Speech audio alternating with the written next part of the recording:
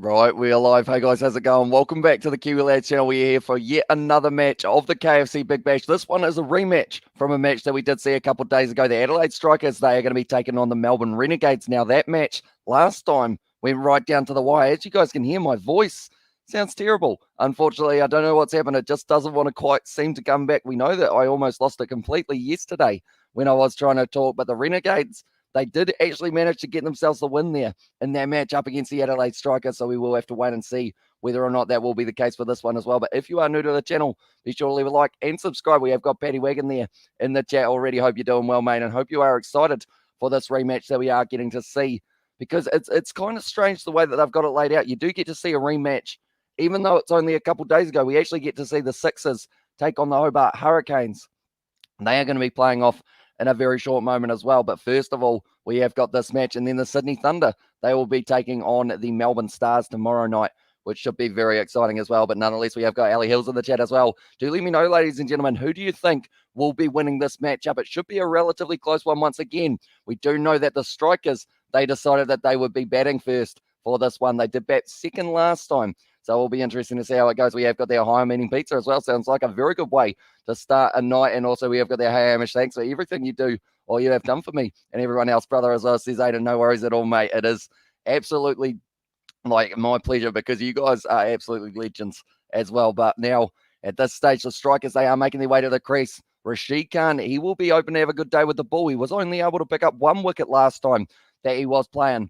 But the Renegades, we will have to talk about the catch just a couple more times. Fraser McGurk, the diving catch, I should say, when he did jump leaping into the air, was able to take it nicely. Adelaide should win though as well, says Aiden.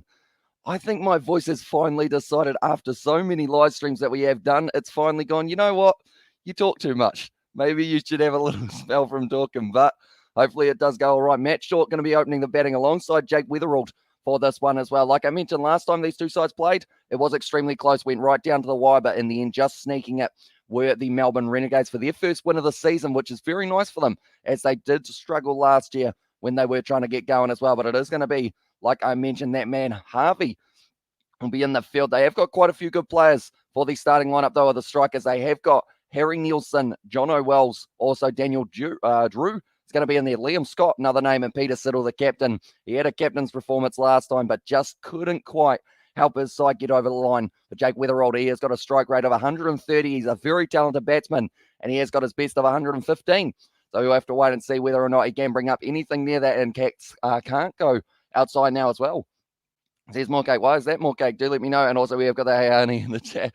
Says Paddy Wagon, but it will be Reece Topley who will be starting out with the bowling now. I believe they still have Kane Richardson as well.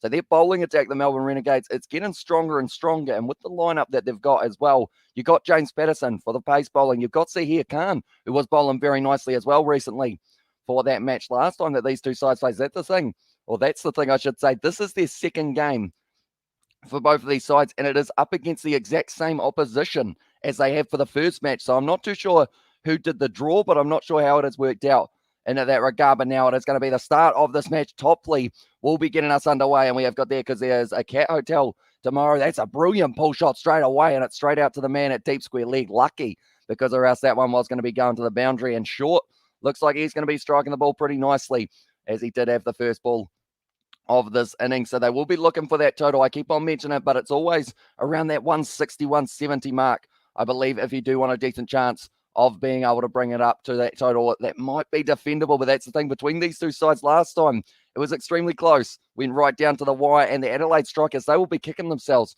because they had about 7 overs in a row where they weren't able to score a boundary. And we have got Hey Paddy Wagon as well in the chat there from Ali Hills, but now it is going to be Weatherald on strike. What can he do up against Topley? Whips it to the leg side, but no run there for the Strikers. Tell you what, 2 games yesterday, both of them going right down to the wire. It was absolutely awesome that we did get to see that first game between the Hobart Hurricanes, and also they were playing, I've already forgotten who they were playing, but they were playing the Sydney Sixers.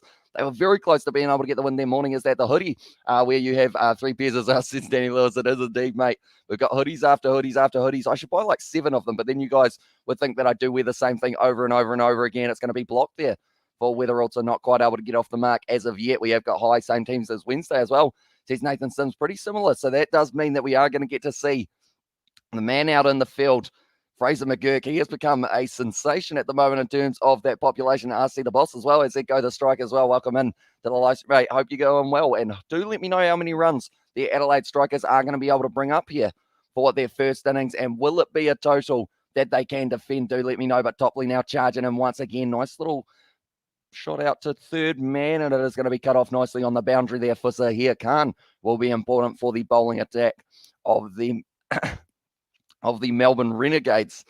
My voice really doesn't like me today. That is unfortunate, I should say as well. But yeah, I think that my voice. Oh, they're talking to Sam Billings at the moment, and also Callum Ferguson. So it will be interesting to see how he does go throughout the KFC Big Bash. That's the thing. A lot of these players, like, we are going to get to see just them have a huge impact later on in the season. Come on, the strikers as well. Says Monkey Man. And also, did you have a look at the Waimate Salvation Army for some closest? Says Danny Lewis. I did not. Topley there. That's going to be a good shot from Jake Weatherald. And it is going to be 2 bounces, goes to the rope. And we have got there 157 for 5 as well. Says Batty Wagon there for the prediction of how many they will be able to get. We will start that one. There we go.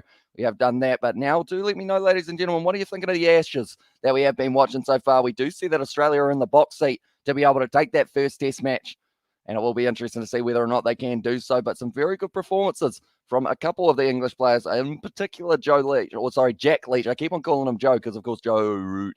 But Jack Leach, very good player for England at the moment. But it's going to be Jake Weatherall now. Everyone starts with a J. That's going to be nicely blocked. And Topley closes out his over, only going for the 7 runs. And now the Strikers, after 1 over, are sitting 7 for none. And did you see the Ashes today? Says Monkey Man. I saw a little bit more of it than I did get to see yesterday because I didn't end up sleeping pretty much right through it. But yeah, it's looking like Australia should be able to win that one relatively comfortably. I believe they're 7 down at the moment, aren't they? And Travis Head got a century as well, so very nicely batted by that man as well. But yeah, it's going to be interesting to see how it does go for whether or not, like, I guess that's the thing. England will need a good total in their next over as well. Mr. Squiggles and Squiggles in the chat says Batty Wagon there as well there. But James Patterson now going to be charging in, and you can see the commitment from some of the crowd for the Adelaide Strikers. And also we have got there a whole heap of emojis from IPO 100% as well. So I hope you are doing well, mate. Hope you are excited for this match that has taken place, because these two sides, they are certainly two that can make an impact in this competition. That's the thing. I think the Strikers actually finished about 4th. They did pretty well last year, but the Renegades, they were struggling big time. But now with James Patterson, the big man, and also Kane Richardson, Topley in the bowling attack, and also get here. Are you lazy mods? Says Betty Wagon. Also, hi all as well. Says David, welcome into the live stream, mate. Hope you are doing well, and hope you are having a great day so far. Now it is going to be Patterson once again steaming in. He was able to have a very good last over, well fielded there. And it is going to be just kept to the single there as well. But yeah, it is going to be exciting to see exactly how it does go for the kind of, I guess you could say, for the full 4 overs of the power play. And then when they decide to take the power surge, they will regret probably the timing that they had for it last week or last match. That's the thing. It wasn't even a week ago that these two sides were playing off. So it just shows how quickly the KFC Big Bash does just keep on going and keep on rolling over. We have got games every single day. Thunder versus the Stars is going to be taking place tomorrow, and then we have got a double header for us on the next day after that. I'm watching you from my hospital bed. I have heart surgery in 30 minutes as well, says Raphael. So I really hope that all goes well for you, mate. And yeah, fingers crossed for you, and hope you have a speedy recovery as well. We have got the hello, mate. Hope you're doing well as well, says Patty Wagon there to David. But now it's going to be Kane Richardson once again in the crowd, or not in the crowd, sorry, as the captain. Well, this one, Weatherall really tries to strike that ball nicely. It's going to be cut off in the deep, though, just for the single, and it was by Fraser McGurk. He's looking straight into the sun, so it will be harder to pull off that catch that he was able to get in the last game. We have got there. Hi, buddy. Hope you're well as well, says David there in the chat. But at the moment, Kane Richardson, he is certainly one of those guys that will be able to just keep on steaming in for his side, alongside James Patterson, maybe. And that's the thing, as the captain, and when you're a captain and you're a pace bowler, you need to make sure that you use yourself at the right time. He is sitting on 99 wickets, so it must be so tempting to go, you know what, maybe I'll just take it over now and see whether or not I can get that century. But he needs to make sure that he does time himself well, because I think he is more important in the death overs of an innings as well. We have got hi from Mr. 18 as well. Welcome into the live stream. I hope you're doing well. My voice at the moment is still struggling. Strikers won the bat flip and chose that they would be batting for this innings as well. So it is going to be interesting. They're talking to a keeper at the moment, Sam Billings. And he is very excited. Like, they are talking about the Sydney Thunder at the moment. They have actually got themselves a victory so far this year. They were able to take down the side in the second match of the BBL, and I believe that was up against the Brisbane Heat, I think was their first game. That's a shot there from Matt Short. He's got all of it, and that's going to be just clear in the rope for 6. Very nicely hit there, and great commentary. Have a great night as well, says Rafael, and like I mentioned, good luck with your surgery, mate, and also you think you're going to put up a choose the winner thingy, Hamish, as well, says David. I certainly should. I was a little bit running behind for this live stream. My Wi-Fi decided it didn't like me. My voice has decided it doesn't like me too much either. That is a brilliant shot for the 6 runs, and now the Adelaide Strikers are going to try and build themselves towards, I would say, like I mentioned, that 170 or so. And also we have got the Eurochat mate as well, and the chat, and that one is going to be just hit down the ground for the single once again. So just sticking it over. So what we will quickly do is we will get up that poll to see exactly who you guys think is going to be winning this one. And also we have got there Tariq in the chat. Welcome in, mate. Hope you are doing well. We'll quickly go like this, and we will go who is going to win the match. I'm quickly going to blow my nose because my voice doesn't like me. My nose doesn't like me either. Who is going to win the match? There we go. While we are in between the overs, almost. We've got one more delivery of this one as well. We will go either the Strikers or it will be the Renegades. Let me know, ladies and gentlemen, who do you think will be able to win this one? It's a nice shot there, and this is looking like it's going to be rolling away to the boundary as well. Good shot to close out that over. Matthew Short, he's looking like he is in form earlier, but also Weatherald seems like he's going to be striking it nicely as well. Hey, my Wi-Fi's been played up too as well, says David. And also we have got there, just do what Cummins did, get a 5 wicket as well, says Nathan Sims. Here, what? We will ask the question, Rashid Khan, how many wickets is that man getting today? Do let me know. He is a very talented bowler, and he has got the spinning just ability to be able to bowl the wrong and be able to bowl no matter what. He seems to be able to pick up a wicket, whether it is 1, whether it is 5. He will be able to get himself a few. I'm going to say he gets 3 today. I think he will be building into it nicely. James Patterson going for 13 of his very first over of the match as well. At that stage, Matt Short, they are just showing the 6 once again, just clearing the rope only just as well. 2 wickets as well, says Nathan, for the prediction there. And also we have got the absolutely bro high alley hills as well. And the chat says David, quite long boundaries here, although square of the wicket, you got 67 meters, you got 64 meters. So I feel like you need to make sure that you're bowling relatively straight, or else you could end up getting punished. And they're actually going to go Zahir Khan here before the end of the power play. They've decided that he's the man to go to. He has been able to bowl 17 wickets so far for that man, I should say. And also that's from 18 matches. Was able to pick up a couple in his last innings of the last match. And he was actually up against the Strikers lineup, so he should be able to possibly know them pretty well. But it is Short on strike. Nicely pitched up there. The ball's in the air, or it just falls short, though, of Richardson. So a little bit lucky there for Matt Short. He needs to make sure that he keeps his wicket around, because the Strikers, one thing we saw for them was they just never quite continued to fire around that kind of 12 to 14, 15, 16 over mark. They weren't really able to hit the ball to the boundary, and that was what really changed the momentum in the game. So here Khan once again pitching it up nicely, hits it straight to the man. This is going to be a run-out opportunity. No run there, and he almost got himself run out there. Short Weatherall straight away said, no run there, mate. You got to get yourself out. And also we have got the David, how's it going as well? Says Ali Hills there in the chat. So we have got Rashid Khan getting 2 wickets, I believe, as a prediction. How many wickets came Richardson getting then for himself? I feel like he is also probably going to be able to get around that 3 mark. But Short once again on strikes. So here Khan pitches it up nicely, but too much. And it is going to be hit all the way for 6. Matt Short once again clears the boundary with it. And also we have got there, Hamish, are we doing that deal still? We are not, mate. The deal is over. The deal has been done. And okay, everyone, subscribe if you're new.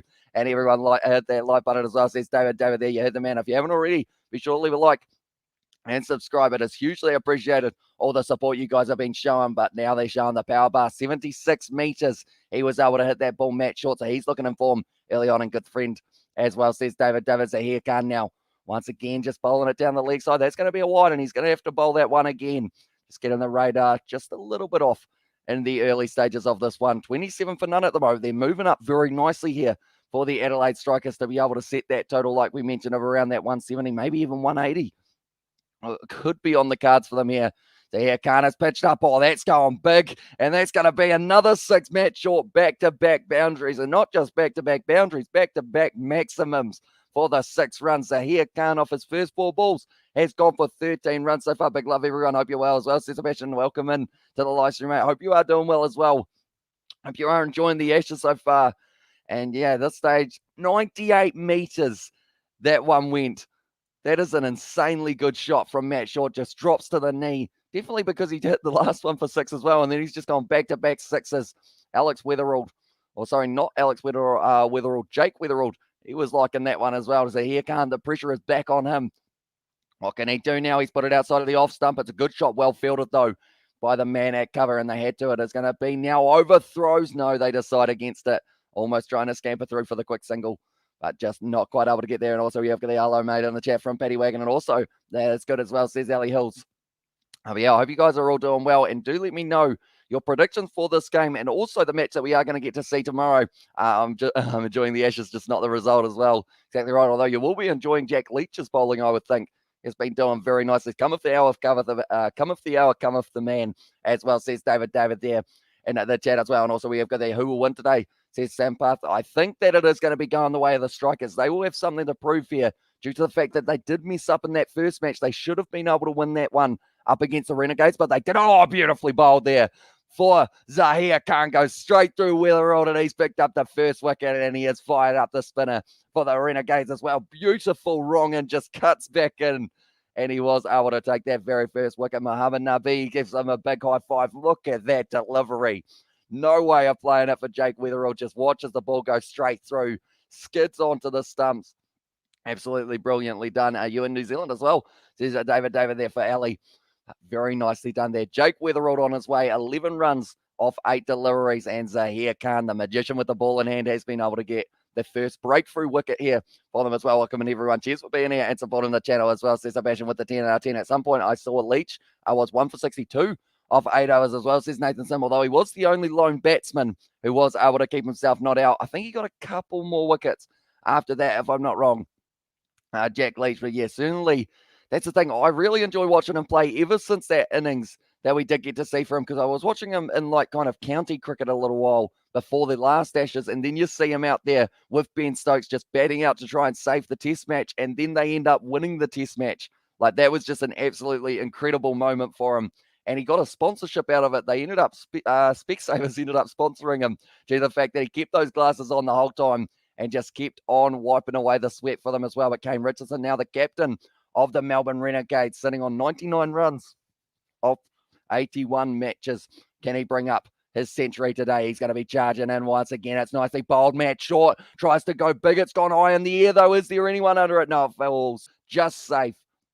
And Will Sutherland not quite able to charge in. That was almost 100 right there for him, but not quite for Kane Richardson. He's definitely bringing it up in this match, though. If he doesn't bring up the 100 in this match, I would be extremely surprised for Kane Richardson, just because he is a phenomenal bowler. But Zaheer Khan, look at this wrong in, just comes back in, takes out the middle stump, and he was flying like an aeroplane there, Zaheer Khan. As soon as he got it, he's got the big smile on his face because of the fact that he did end up going for not too well. And also we have got there Jack Leach's bowling, 8.64 economy. What a prick as well. I didn't realize that his bowling was that bad. I thought that it was the case of he was doing well with the bats and then he carried it over to the bowling. I didn't actually see too much of the second day. I'll be honest, at 86 on the stream. Like and subscribe, guys. As big up Nelson as well, says Nathan Sitman. Also, how about you? Says Ali Hills. And also we have got their call. I'm in Rotorua. Did he pick up any other wickets, Sebastian, other than the unfortunate nature of getting just the one early on? But how, I know that Travis Heat got a lot of the runs. Who else was able to kind of fire for the Australians? Kane Richardson, nice pitched up delivery, hit down the ground just for the single though, and they are able to cut it off once again. James Patterson fielding that one. He did actually have a drop catch in the last match, but a lot of the fielders for the Renegades, unfortunately for them, we've seen in the Big Bash so far, a lot of catches have been going down. We know the Sydney Sixers, who are normally very good in the field, have put down a few already. Oh, yeah, go, how's it up there as well? Says Ali Hills there. I'm in Rotorua as well, says David for that one, but now it is going to be on strike. Nielsen getting his first delivery to face Harry Nielsen. Will be open to be able to kind of stick around for a little while more. They are still in the power play, so that means that only 2 fielders outside of the ring. Last 15 balls, 34 runs, and as long as Matt Short is still out there, he's going to be doing similar to what Patterson did perhaps and moving his way all the way to the 50. It is going to be now Kane Richardson, nicely pitched up, but Nielsen able to hit it down the ground and go away. 95 runs, 11 overs. He might be the worst bowler in history in the Ashes as well. I know that in English conditions, he normally goes pretty well. So I don't know what's happened to him on Australian soil. I guess it's just not quite the conditions he likes bowling to. And also we have got there in the chat as well. I mean, Leach did get Marnus Labuschagne right as well, says Nathan Sim. Which would have been a big wicket, but of course, you probably don't want to go for an economy of 8.64 in a test match, even T20. If you go for 8.64, people look at you as if you haven't had the best day at the office, but now at this stage, it is going to be Kane Richardson. I don't think I've ever seen that man go for a huge amount of runs and over after over. That one's going to be a wide for him. A little bit of pressure early on for Kane Richardson here, but anyone who is new to the channel, be sure to leave a like and subscribe. It is hugely appreciated you guys all being here for this T20 match of the BBL. We are going to be back tomorrow with the Melbourne Stars. They are taking on the Sydney Thunder in what will be a very, very exciting matchup. And those two sides, they've got some big hitters. I'm thinking straight away off the top of my head, you've got Glenn Maxwell taking on Alex Hales. You've got in the bowling department, Daniel Sam's doing very decently so far. And Zampa going to be out there trying to bowl his rippers of the spin and delivery. All the man's been hit with the ball. That is unfortunate for him. And also we've got there simply not good enough. I was cringing when he was touching the ball. It's just ridiculous as well, says Sebastian. So he only picked up the one wicket, I assume. Who else was able to get the wickets? I'm actually going to look that up because I did end up trying to watch some of it and then I fell asleep. And so did my voice by the sounds of it. But pretty much, I'm hoping that England can get themselves a few more wickets here so that this test match goes a little bit further into the 5 days. Because if it's over by like 3 or 4, I feel like that would be kind of disappointing. That's off the edge, but there's no man at first slip. This one isn't a test match, and Nielsen is able to get it through the slip cordon, I guess you could say. And that is going to be for the 4 runs to close out the Richardson over. He went for 14. There's something that we are not used to seeing for Kane Richardson. Normally very economical. But for that one, it did unfortunately just not quite go his way. But anyone who doesn't know, Pakistan, they were able to get their win in the test match. Only a couple balls left of that when they were able to bowl out the Bangladesh side. So Travis Head sitting on 112 not out at the moment, doing very nicely for himself. And then also the other players who were able to slightly deliver for them. David Warner, 94 off 176. Also 74 for Marnus Labuschagne, who was out by Leach. So I see Woke's got a wicket. Joe Root actually picked up the wicket of Pat Cummins. The captain's having a bit of a battle there. And also Robinson is doing not too bad for himself as well. But nonetheless, now we have got another over that is about to start. We have got their cricket forecast. That said hello, bro, as well. Welcome into the live stream, man. I hope you are doing well and I hope you are excited for this matchup that we have got. And they need they need Jim Laker as well. And there says Nathan Sim there. Because Moeen Ali, does he bowl test match anymore, or has he always been just the ODI boy? Because I know on Cricket 19, I think I always used to have him in the test matches, and he's very good at batting as well, Moeen Ali. But the Strikers, they have got a 66% chance of being able to win this game. So here Khan, though, he's trying to change that nice bit of spin. That looks like maybe at the Adelaide Oval we might be able to see some spinning going big time. We have got there Himanshu in the chat has said something as well. Welcome into the live stream, and also we have got there. Why is it every time Mr. Squiggles joins the chat, they have to spam as well? Says Ali Hills. That is a great question. That's the thing. Like, we would end up just in the situation of if they put one message, I would probably end up reading it out. Nicely bowled there by Zahir Khan. Nicely pitched up, and it's hit down the ground. They are going back for the 2. It's going to be a close run out. No, they have been able to get through decently. Where are you from as well, says Cricket Forecast? I am from New Zealand. So we are currently sitting 9:35 p.m. here in New Zealand, but we cover all the games of the Big Bash and also a little bit of rugby as well. So if you are new, be sure to hit that subscribe button. We have got there Moeen Ali and Adil Rashid, and on the Ashes squad, from what I know as well. You are busy. And the chat says, George Meyer, you are busy yourself, mate. You and Daniel. Get him that silent done. That ball's in the air. That's a wicket. And he is going to be on his way. And Zahir Khan, he is so fired up at the moment, picking up his second wicket. We remember last year he was at the Brisbane here. I'm not sure what happened, whether or not they didn't want him or whether it was the case if he wanted to go somewhere else. But he has just picked up his second wicket, and it is the massive wicket of Matt Shaw as well. So that is going to be a brilliant one for them. And he is so fired up, like I mentioned. He is just loving the bowling at the moment. And Matt Shaw, he will not be too happy with that one. He's going now 32 off 17 deliveries caught by Merlot. And Zahir Khan picks up his second as well. So it's looking like a spinner's surface, which means Rashid Khan, he will currently be licking his lips thinking about it as well. Here it is currently 2:32. So I believe you are in India. Quick forecast, do let me know.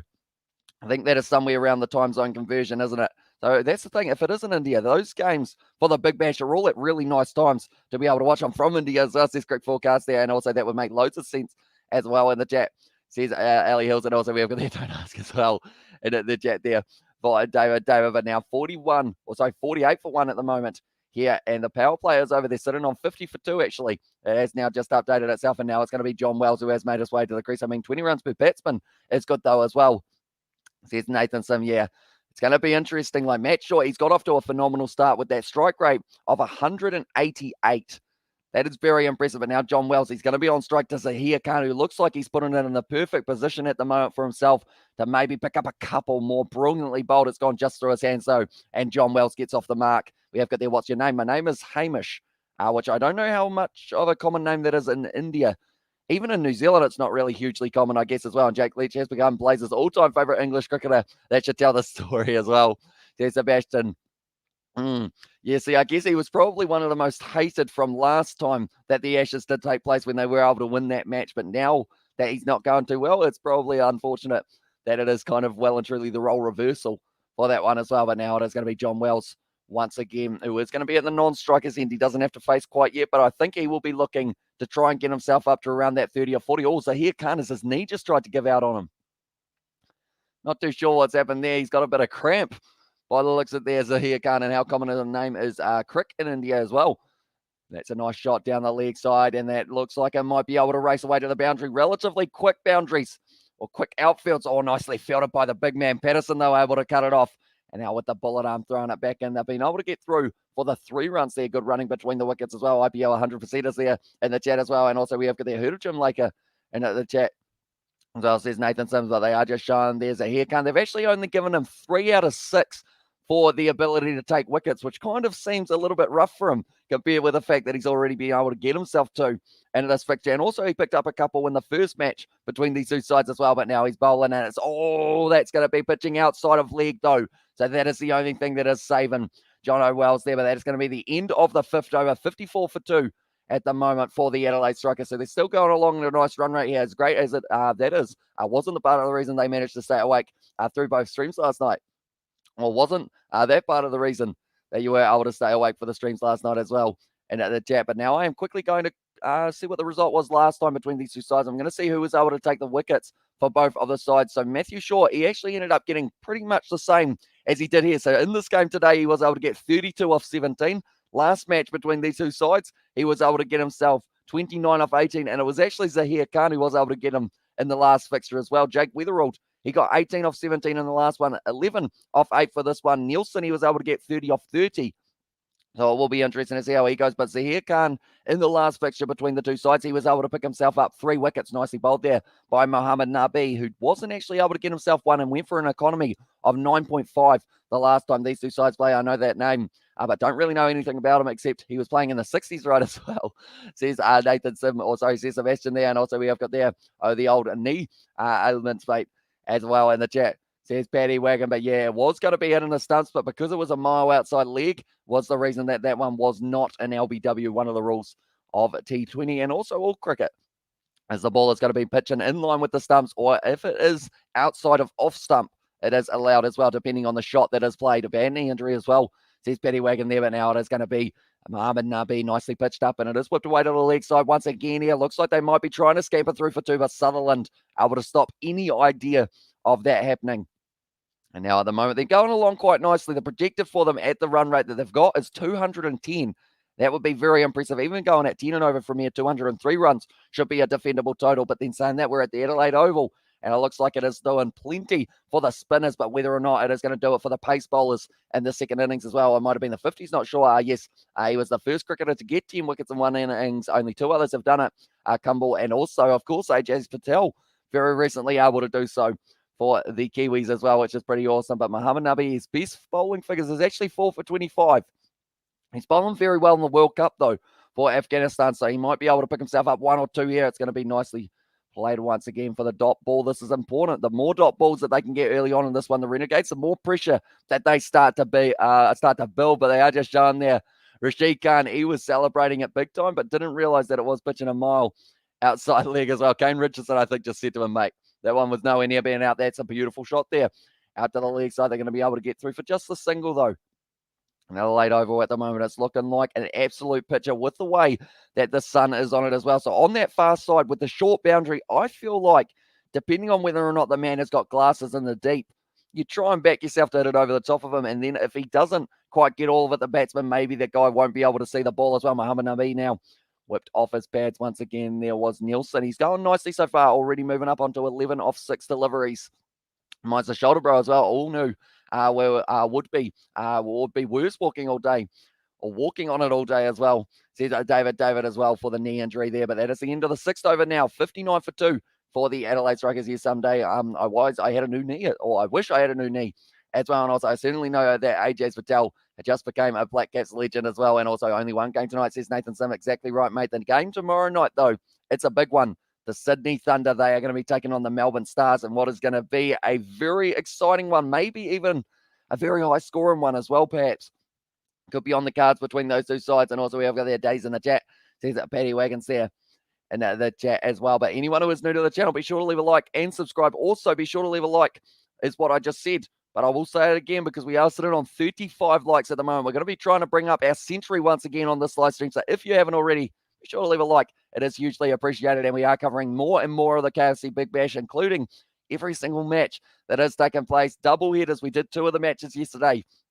Will Sutherland now, he was able to pick himself up a couple wickets in the last innings when these two sides were playing off. Should stream our Central Districts versus Canterbury tomorrow as well, says Nathan Sim. What time does that match start, Nathan? And is it T20 or are we looking at 50 over? I think it is T20, isn't it? If I'm not wrong, and thanks as well, says Paddy Wagon there. And at the chat, and feel for your bud, says that David Will Sutherland, the big man with the mullet, charging into the crease. Once again, the projected has them going at around 200 runs. It's going to be just blocked by Nielsen.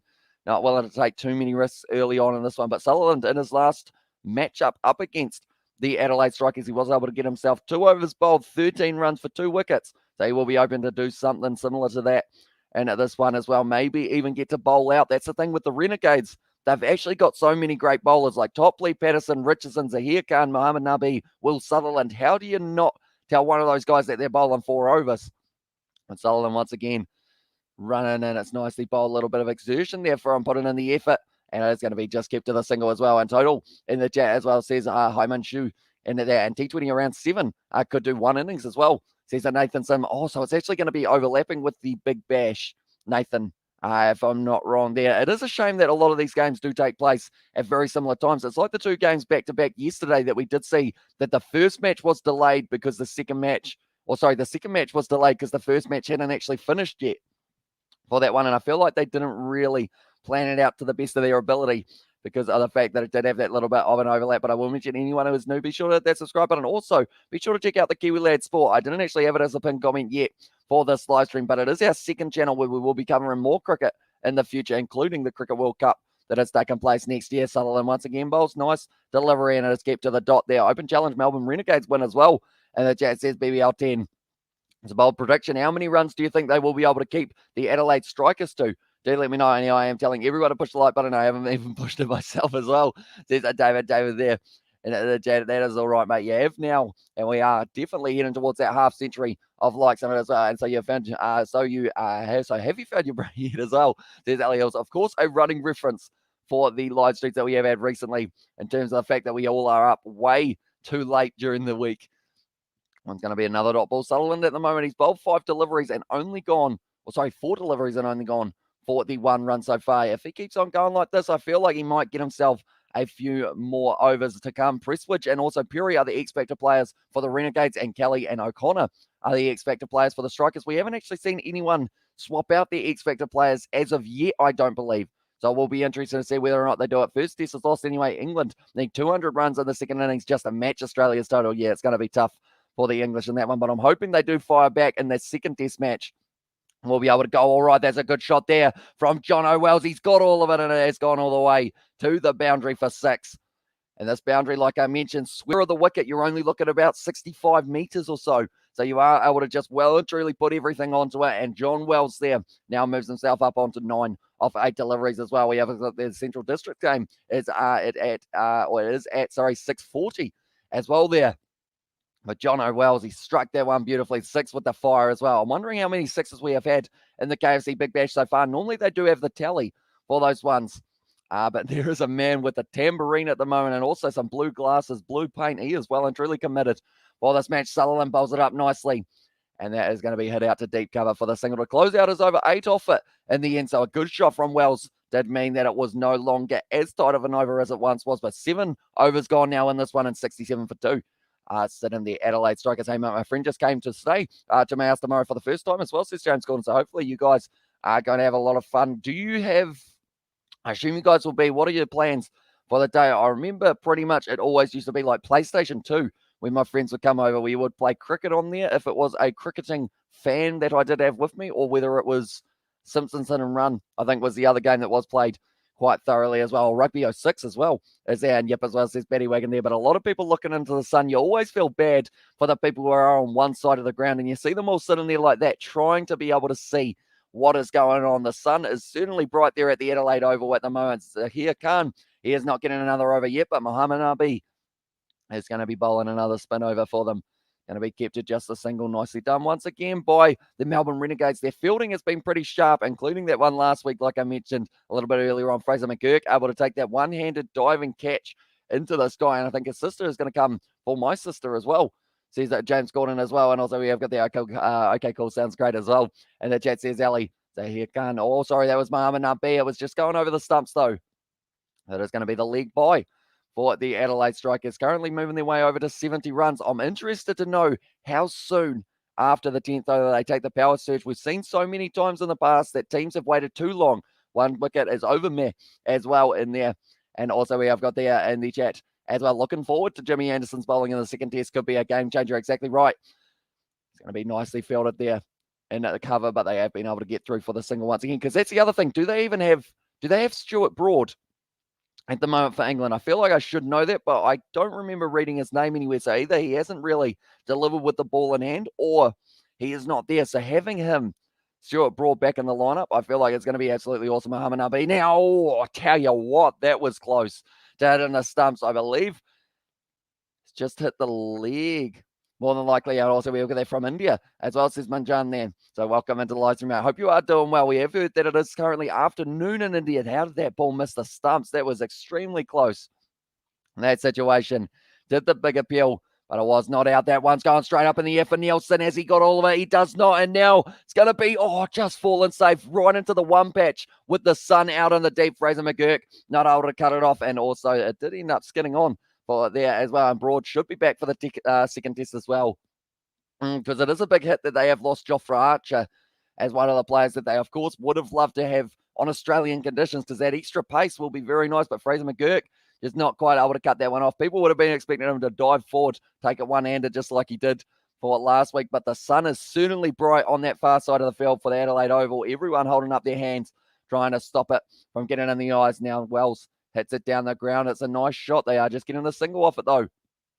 Good arm from Harvey. They're going to get the overthrow, though, which is not what the Adelaide Strikers would have been after them. Muhammad Nabi just not quite able to get his hands on the ball. He's not too happy with that as well. Now, Wells also moves up onto 13 runs alongside Nielsen. That's the end of the 8th over. 73 for 2 for the Adelaide Strikers there as well. It's always weird when this scoreboard has something different to that scoreboard of the actual match, but I believe they are on 73 now. Yes, they are. They have just updated the scoreboard. It always gets you a little bit confused. And also we have got there in the chat as well. I think my sister is going to come for my sister. And also we have got there from India. Says that Manjan there, but it is going to be now James Patterson once again steaming in. The big man was able to pick himself up. Did he get any wickets in that first match, actually, now that I think about it? The hang time underneath that catch, he certainly got a lot of it there. Nielsen, it did stay up in the air for about 3-4 seconds or so, and my 157 for 5 may be a bit low, but you never know as well. All they need is a couple wickets. Yeah, I've got them 5 down, so perhaps they get 1 or 2 here, and then all of a sudden that momentum can well and truly change. Who's getting AB's Player of the Year? I'm calling Will Jordan as well, says Nathan Sim. I think it's got to be. I don't think there's anyone else who has performed to the level that Will Jordan has. In fact, I'm trying to think of a second best, and you're probably looking at maybe Adi Savia, but I don't think they would end up giving it to him when Will Jordan has played the way that he did. He did get Breakout Performer of the Year for the youngsters as well, and that was beating Andrew Callaway as one of those players that we had to get over for that one as well. So it is very impressive work from Will Jordan. Just the 1 wicket for James Patterson, able to get 27 runs scored off him, but then was able to pick up that wicket like I mentioned there. I feel slightly bad for the commentators. They're all standing up for this one. They're going to have to stand up for 3 hours by the looks of it. And they are just going to be standing there. I'm in the party chat with my cousin, but we're watching YouTube as well. Nicely glided down to the third man, which in this one is Topley. Perhaps they bring him back into the bowling attack soon. Kane Richardson just bowling the 1 over so far. He did end up going for 14. The nominations is Geordie Barrett, Rico Ioane, and Savia as well. Jordan, Geordie Barrett, Rico Ioane, and Savia.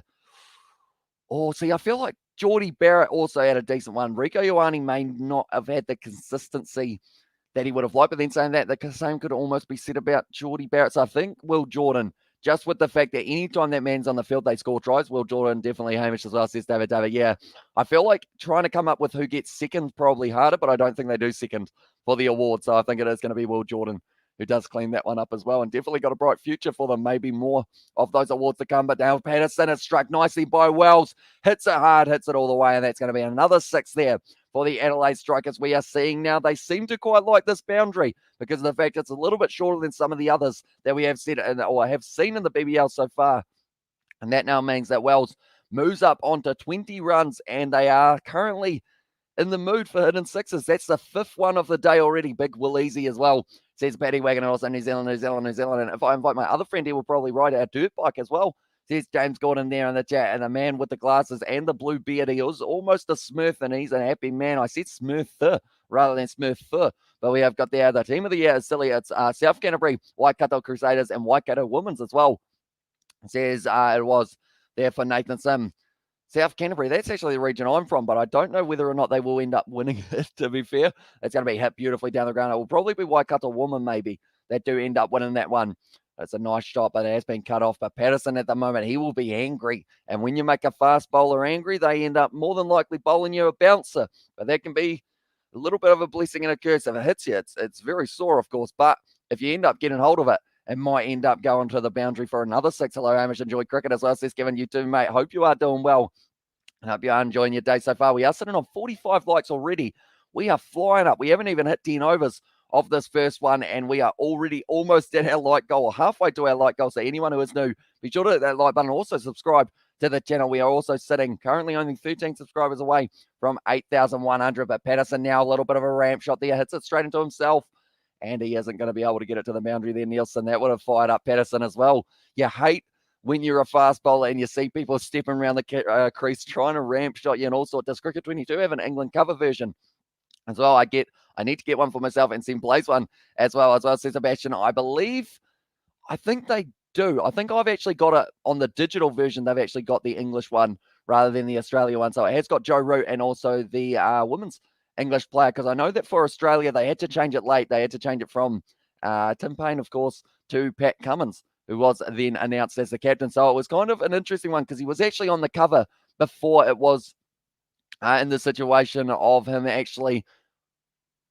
Nielsen just hit that ball onto his stumps, and he's going to be gone now. Patterson picks up his wicket that he would have been so desiring, and now that does mean that Renegades are going to be getting themselves maybe a little bit of momentum back in this one. 81 for 3 now into this one. But yeah, Taranaki, I'm surprised that they aren't there, with the fact that they were able to be, like you mentioned, undefeated. And also, they weren't just playing the teams of the championship. They were beating the premiership sides as well there. And also, thanks, it's been an awesome week with all the cricket live streams as well, says that Kevin. And also, we have got there, this is true, step up the chat game here as well, says Elliot's to Paddy Wagon. Also, I'm downloading 2 games on my PS4 right now. I'm looking at them as well, says James Gordon. What games have you got? But that is going to be Nielsen out, 14 runs off 15 deliveries. I think Rashid Khan's going to have to bat here. Again, it seems to be the case that any time, like the Adelaide Strikers at the moment, I thought he just did his knee, but I think he was just stretching a little bit there. Drew was able to have a decent first innings for the Adelaide Strikers when they were up against the side last time. 23 off 20 deliveries. Able to hit 2 fours. But Patterson, he closes out his over. 9 overs down now, and 81 for 3 is the score at the moment. I remember when we played Rocket League, and you absolutely destroyed me when it was your first time as well, says Nathan Sim. That was a wee while ago, wasn't it? That was that a year ago, Nathan? Do let me know. That was quite a wee while. I feel like Rocket League's one of those ones that, like, you sometimes get beginner's luck, and what a surprise, Payne taken off after posing as well. Says Sebastian there, yeah. That poor man. He's going to have quite a few memes made about him in the next couple of years, that is for sure. But now Wells whipping it off the pads, top plea. The man who has decided that he is going to be bowling the 10th. I'm downloading Ghost of Tsushima. Hopefully I'll pronounce that not too bad. And Batman as well. There's James Gordon. Very fun game from what I have heard. But Patterson there, he was able to get. I mean, you take those as a bowler. If they end up hitting it onto their stumps, you just go, unlucky, mate, but that one's my wicket. Goes into the books as a wicket. No one will look back at it and say, oh, well, I guess because he chipped it on, it doesn't really count. But that's not the case. It is the wicket. Dom, as well, I suppose you'll be supporting Charlotte Caslick to Women's International Player of the Year. I think I've got to. If I didn't, I feel like you guys would be very angry with me as well. I think it was when you had around 900 subs. Yeah, so that's the thing. 900 subs seems like ages ago, but it was literally last year about this time as well. And what's your name on Rocket League as well, says James Gordon? I think it's just my Xbox name, which is Boothio1, same as what it is for the Discord. It is pretty much my gamer tag for that one as well. That's the thing. I bought an Xbox Series S. I have only played about 2 hours maybe of it so far, which I feel like is really weird, but that is because of all of the cricket that we have got at the moment. Another single hit there for the Adelaide Strikers, just keeping it kind of rotating as well. Is it true that they were considering adding Tim Payne shirtless on the cover? The thing is, I wouldn't put it past them, but I know that that would have been pretty mean for him as well, unfortunately for him. So that's the thing. I think I saw about it how it was like 5 years ago or something like that, but now it's just been surfaced. So because of that, it does mean that he has stepped down from the test side and also from the captaincy as well. I don't believe he's going to be playing. I think he's at the Hobart Hurricanes, isn't he, for this Big Bash, but I don't think he is there at the moment. Sutherland trying to cut off the two, but good running between the wickets for the Strikers, and Wells moves himself now up to 24 off 16, moving along nicely. What is the difference between Xbox and PS2 as well, says Kevin? I think it's pretty much same thing, different controller kind of thing. I think they're very similar in that regard. They both play the same games. But yeah, it's just whether or not you want a big controller like that for the Xbox or a little controller like that for the PS2. But yeah, we spent a lot of time on the PS2. I don't actually have an original Xbox, but I think I switched to Xbox at 360. Topley now pitching it up nicely. Hit to the man at short cover. I'll just cut off once again. I was trying to download Call Me, and my God, it's taken so long. I wish I could watch a turtle. I would watch a turtle instead. Turtles are pretty entertaining, though. The little fellas, when they do end up, like watching a turtle eat cabbage is one of the weirdestly satisfying things I think out there. Is that a thing that I just made up, or is that a thing that I've actually seen? I can't quite think of it. Maybe it's lettuce that turtles do like instead, but pretty much, yeah, they take a long time to download those big games that are 100 gigabytes. Whip to the leg side, down to fine leg, and that is going to be the end of the over. After the 10, sit an 86 for 3, doing decently here for the Strikers, but the Melbourne Renegades starting to fire back just a little bit. Are you a bit gun-shy about the new Xbox after the last one blew up as well? There's David. Maybe. I know that the old Xbox, it's actually back. It's on the couch at the moment. Isaac brought it down when he did come down from Christchurch. I haven't even plugged it in yet. Maybe I got I don't know. Maybe I just am worried that it's going to blow up again or something, but that's still got a warranty. So I feel like I should be playing that one as long as I physically can, while the warranty is still good for just in case it does end up blowing up again. But I've got plenty of games that I do want to play. A little bit of Rugby League Live 4 is another game that I have missed quite a bit, but we need to get George round. But with the weather being the way that it is, like he is currently working alongside Daniel as well. They're actually coming together for a little bit of contracting. Also, mine takes 100 hours. An hour, 100 gigabyte downloads. Mine for Red Dead Redemption, I remember when I first tried to download it. This was when I had my old Wi-Fi. It literally, no joke, took 4 days to download Red Dead Redemption non-stop as well. I didn't stop it at the night time. It still kept on going through 4 days to be able to download it. And okay, I'm more awake somehow as well, says Betty Wagon. Luckily, this game is a little bit earlier on, but we have got drinks at the moment.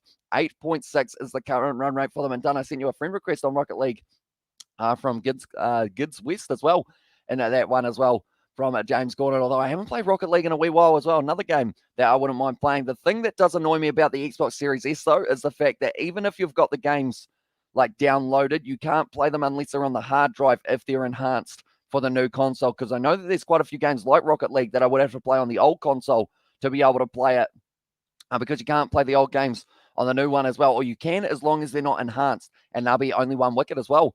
Says it was there for Krakesh Reddy as well. Who else is going to be getting the wickets? Do let me know, mate. And also, hey, first time here, what do you think? What do you think will be their final score? I think they're going to get, I'm going to say 174. It's a kind of a very specific number. I could have gone maybe 170, 175, but I'm going to say 174 will be how many they get. But do let me know, Randeep, how many do you think they will be able to get? And I think they're going to be 6 down at that stage. I think Rashid Khan's going to go bang at the end. And Hobart Hurricanes actually, as where Tim is indeed born in Hobart as well, says it was there from Sebastian. And also we have got the winners the next rugby game stream as well. So as in like the console game, Kevin, or the actual matchup that we are having, because I know that we've got the Champions Cup this weekend, and also hopefully mid next week that's going to be a nice shot there with the sweep shot. And at the moment, Zahir Khan getting to bowl his third over, already going for 20 runs, but also able to pick himself up 2 massive wickets in the end, because I'm part human as well. And that's what I said, lol, the coincidences as well. Says that Nathan Sim there. And also we have got there, really?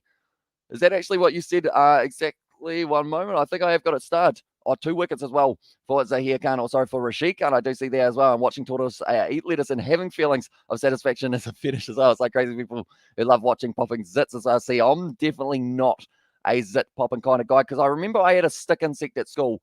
That sounds weird, but I am going to come back to that in a very short moment because this ball is going to be racing away to the boundary. Patterson not able to cut it off, hit down to third man. But I think it comes from that because we had a stick insect, me and my girlfriend at primary school, we had a stick insect. And it was the case of pretty much, yeah, she ended up having it the whole time. And then it was almost my turn, but then she left it in her lunchbox for the whole day and it died from heat, unfortunately, sadly. And also we have got there, well, I know, but what is the other half of you as well? There's Elio's there in the chat. And also we have got there for the final score being 147 for 8 as well. That one is going to be down the lead side there for Zaheer Khan. Missing out on that one a little bit there, Drew. But they are still going to receive the extra run as well. We have got there, I know, but what is the other half of you?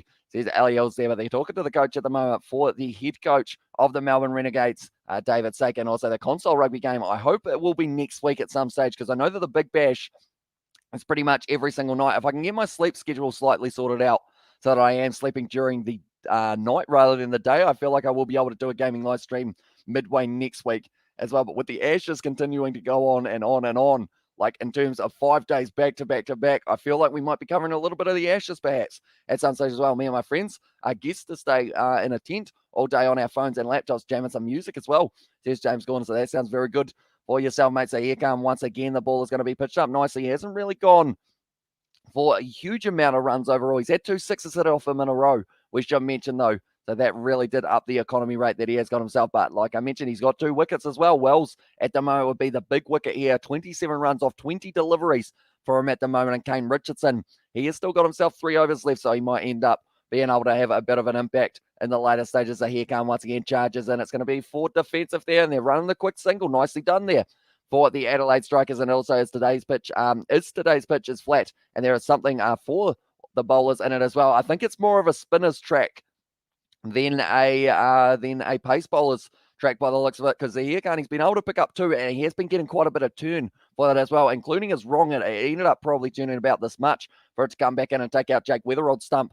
That's going to be hit hard by John O'Well's, falling just short of the man in the deep top plea, and it's going to be the single. But it's looking like it's not a lot of grass or anything on it like that, but it's looking like a pretty hard pitch, and it looks like it's coming onto the bat quite nicely, which is why maybe the pace bowlers, I would suggest a few slower balls, see how they go for them as well.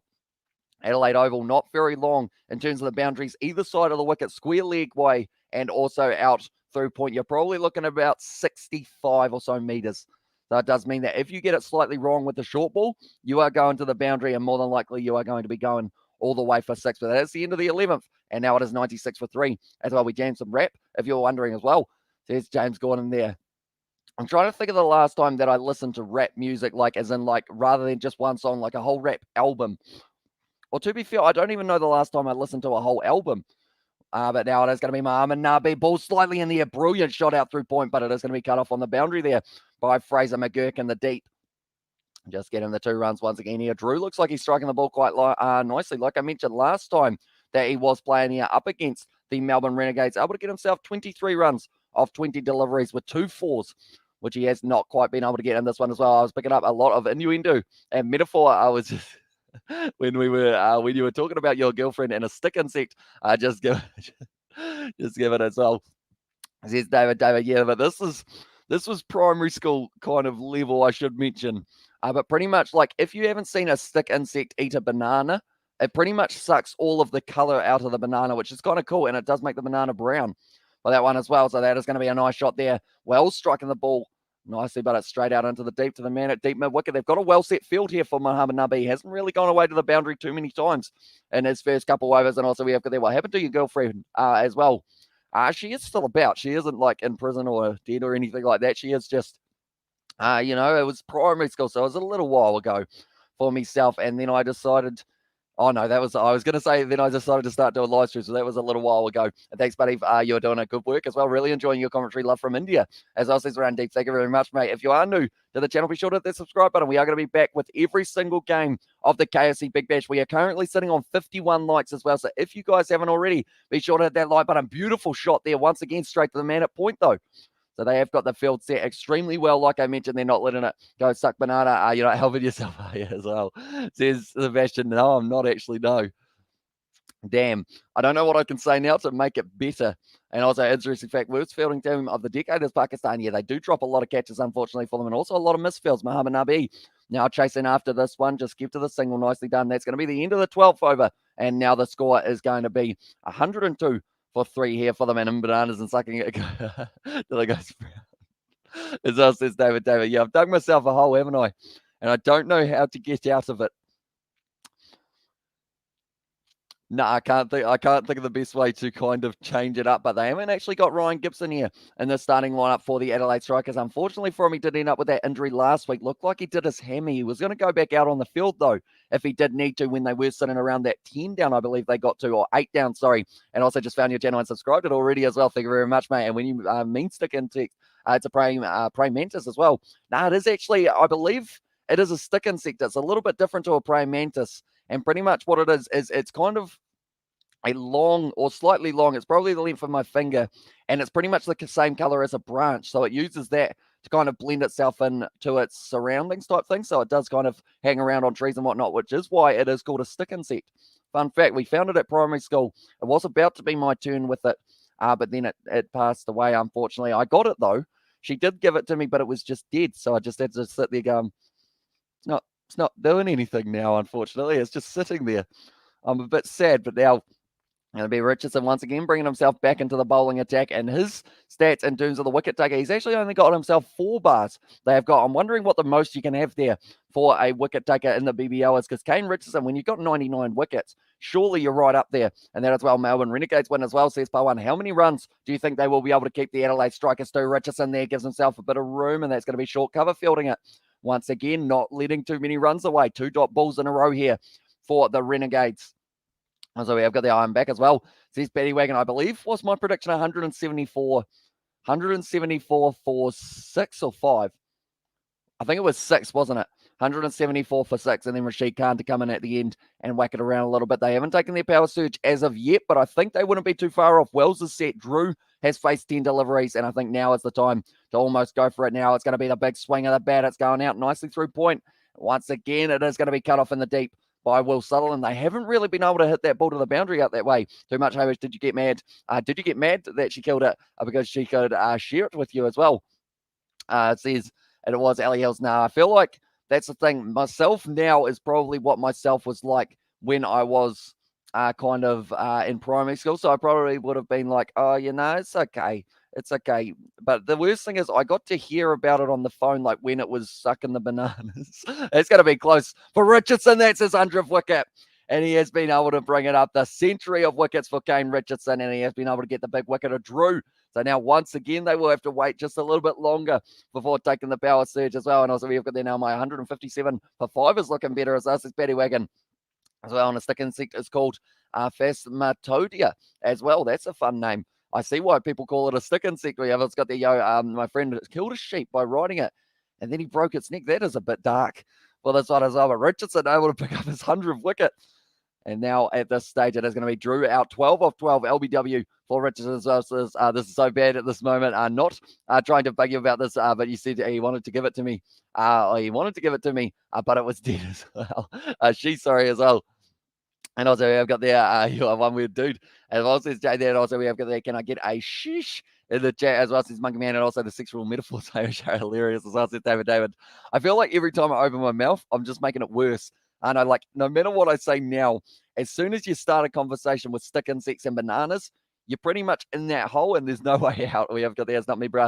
It's my friend as well. Says James Gordon, but Liam Scott now is going to be making his way to the middle. He's only scored 10 runs for his BBL career, strike rate of 83.3. So I'm not sure how the power surge will go for the Strikers now that they have lost that big wicket of, in the end, Daniel Drew, I should say. It's going to be just glided down to third man. Nice shot there to get himself off the mark. And now Jono Wells, they still need to find a way. That's the end of the Richardson over almost. He's got one more delivery. And also we have got there, I'm Ashish Patel as well. And the chat says, Crick. So welcome in. And also we have got there, oh no. And the chat says, Gurov. Hopefully I pronounced that not too badly. I'm sorry if I did mispronounce it though. But yeah, do let me know, ladies and gentlemen, how many runs are the Strikers going to be able to get for their first innings. They're sitting 105 for 4 at this stage. They've lost the 4 wickets. But can they keep on pushing their way forward? Kane Richardson there. That's going to be glided to the man at deep point once again. Just to close out the over with a single. Much better over from Richardson. Went for 14 off his first. Went for 4. And then also got the wicket off his second as well. Come on, striker, says Monkey Man there. But Richardson, he is happy enough with that over of the Renegades. And he should be. He bowled it himself. At the moment, the predicted score for them will be sitting around that 163. At 10 and over from here on out, they get to 176. They've still got the power surge. And be sure to like and subscribe to the channel. Cheers for tuning in as well with the 10 out of 10 from Sebastian there. And also, I think 165. Says it correct forecast there. Oh, it was Ashish who did say there for the or for the prediction, I should say. And we are also already sitting on 54 likes. I feel like this is going to be a new record for a BBL string. So I appreciate every single one of you for being here. Anyone who is new, we are going to be back tomorrow. And we are going to be back for the Melbourne Stars taking on the Sydney Thunder at the moment. Peter Siddle is having a bit of a chat with the man on the touchline. It's going to be interesting to see how Peter Siddle goes with the ball in hand here. Let's see, here Khan once again spinning it nicely. And it is going to be hit out through cover. This could be going all the way to the boundary. No cut off and the deep again. It seems like the field, it's relatively quick, but it's also the Renegades who are able to get around the boundary very quickly as well. Employee of the month, hard at work, I see as well. Says Jay Hay, he is indeed. He's always hard at work, that is for sure.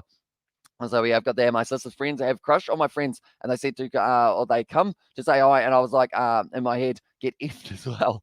Says James Gordon there. But now Zahir Khan, this is his final over that he's allowed to bowl once again. Going to be hit straight to the man. It's going to be misfielded there by Mohammad Nabi. Did they get through for the single? They did not. And Wells will still be retaining the strike. He said that they are 176 as well.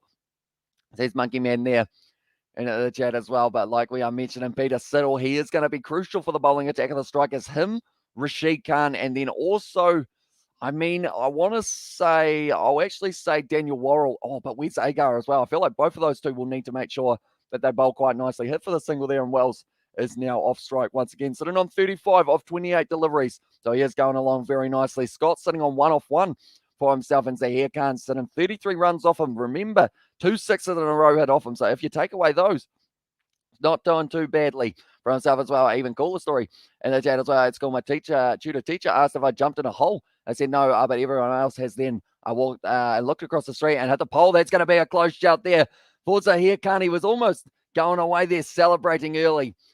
He is not too happy with that one as well. And we have the squiggles in the chat as well. And Yo Jay in the chat says James Gordon, what happened here for Zahir Khan? Oh, pitching in line. It was relatively close. It might have been in a league stump. But Zahir Khan, he was almost celebrating it before it ended up finishing that delivery. But it does mean that it is still going to be him sitting on the 33 runs with the 2 wickets. We predicted Zahir Khan to be able to get roughly the same as last time, I should say. And then Rashid Khan to get around that same mark as well. We have got there a pole, which was in the hole. And I hit hit a pole, which was in the hole as well. Says that Nathanson there for the whole story as well. And also we have got there, I once licked the sun and it tasted like a color yellow and it smelled like a fridge. Says Jay-Z Khan now going to be bowling his final delivery of a spell as a dot ball. So nicely bowled by Zahir Khan in the end, picking up the 2 wickets and 33 runs off the 4 overs. Decently done by the Afghanistan spinner. Now, at the moment, they are still talking about the Adelaide Strikers versus Melbourne Renegades game. It is going to be interesting to see how Sam Billings goes tomorrow night for the Sydney Thunder if he is playing in that one, because they have also got Alex Hales. I believe Usman Khawaja is not back yet for them, but they have got the sweepologist Alex Ross, who is certainly a capable player who has got the potential of being able to change that game around for them. He was almost able to bring up the 50 in the first matchup. So we'll be interested to see how he goes in the second as well. Do let me know, ladies and gentlemen. I haven't actually asked it yet. Who is winning that match between the Melbourne Stars and the Sydney Thunders? Who do you think will be able to get the job done there? They're showing their other deliveries and wickets. He was actually able to do very nicely there for Zahir Khan, just keeping it almost all in the same position, always bowling it on the legs and bringing it back across. Or also, if it was the other side, it's going to be the power surge now, ladies and gentlemen. So this means now they are only allowed 2 men outside of the ring for the next little while out as well. It says it was Krakesh Reddy as well. And that chat there as well. So now it is going to be the power surge. And I think Kane Richardson saying you caught the power surge very late and I wouldn't have been bowling Patterson. Patterson is going, yeah, nah, we'll just go with it, mate. And also we have got there, so are you still friends with this girl, Amish, as well? Says David Dabo. I am indeed, although we haven't really talked since probably high school. It might have been the last time because we were pretty much, the thing is with being in a small town, whoever went to your primary school pretty much, you had at your high school pretty much the whole way through as well type thing. I think the Stars might win it and they need to work hard to come back from that Sixers game as well, definitely. Indeed, and Thunder as well. And Thunder got the Stars, because the Stars got 61 as well. Yeah, they're going to need someone to fire in that starting lineup for their batting, whether it's Glenn Maxwell, whether it is also, I mean, that's the thing, Zampa. He wasn't able to pick himself up any wickets. That is something we're not used to seeing. But depending, I think it's at the MCG.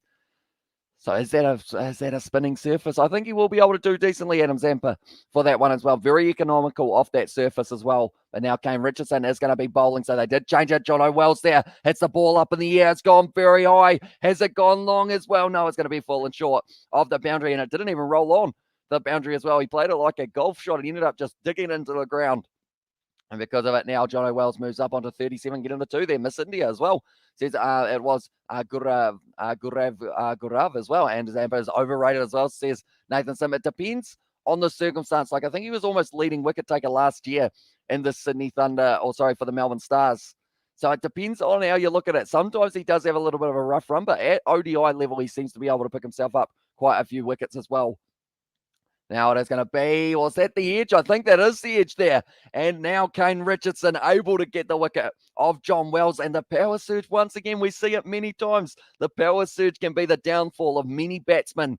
And it actually almost benefits the bowlers in some cases. How good was his 85 ball century as well? Says Mark Morris. Yeah, he's on fire at the moment. Trevor said, I believe he's moved up to about 110 now, not out. And he will probably just continue to go bang in the day tomorrow for day 3. That's the thing. Day 3 is already here.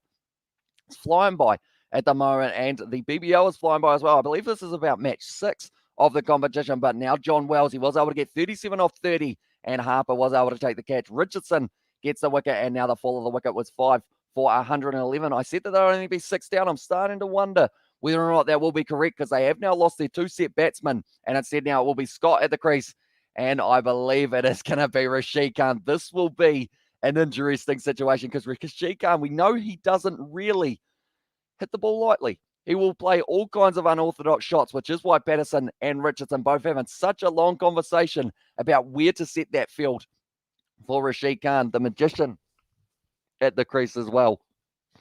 I'm glad that my voice has started coming back because at the moment it sounded like at the start of this live stream it was not existing for this one as well. But Rashid Khan, he has got 10 balls of the batting power play here for the power surge to try and get this ball over the boundary. Probably about 3 or 4 times he would like, if not more. Kane Richardson, though, is going to be the man who was bowling to him last time. Rashid Khan, he did end up going out on 11 runs. That's a big full toss there from Kane Richardson down the leg side. Is it a wide or is it a no ball? It's a no ball. So now it's going to be a free hit, and Kane Richardson is not too happy about that one. It's going to be the free hit and Rashid Khan on strike. This is exactly what he would have been wanting early on. Rashid Khan, and also most unpredictable cricketer as well. Says the Nathan Sim there via Adam Zampa there. Although he was pretty consistent in the ODI, or sorry, not the ODIs, the T20. I think that's pretty rough that they have given that as a no ball. It was a full toss. It was down the leg side, and Kane Richardson was not too happy with the man who was at the umpiring square leg. It's going to be the free hit now. And Rashid Khan, he is definitely going to be swinging hard for this one. It's going to be another full toss. Rashid Khan hits it away to the boundary. Is this one a no ball as well? That's the thing. The last one was a no ball. That one was even higher. Is that going to be a no ball now as well? I should say. Like they are saying, this one would be a no ball if the last one was a no ball. What is going to be happening there? And somehow I might duck off for about half an hour soon, as well, says Ali Hills there. And he looks straight over at the man who was at the square leg umpire, Rashid Khan, asking about the height of that one. But I think he was lucky enough that he was able to get the no ball for the last one. But now it is going to be Richardson once again. He is going to be steaming in at the moment. He will be angry. He's bowled 2 full tosses so far to Rashid Khan. Needs to get the ball to bounce. That one has, and that's going to be the dot ball. Nicely bowled there for Richardson, who is looking pretty angry. Rashid Khan at the moment.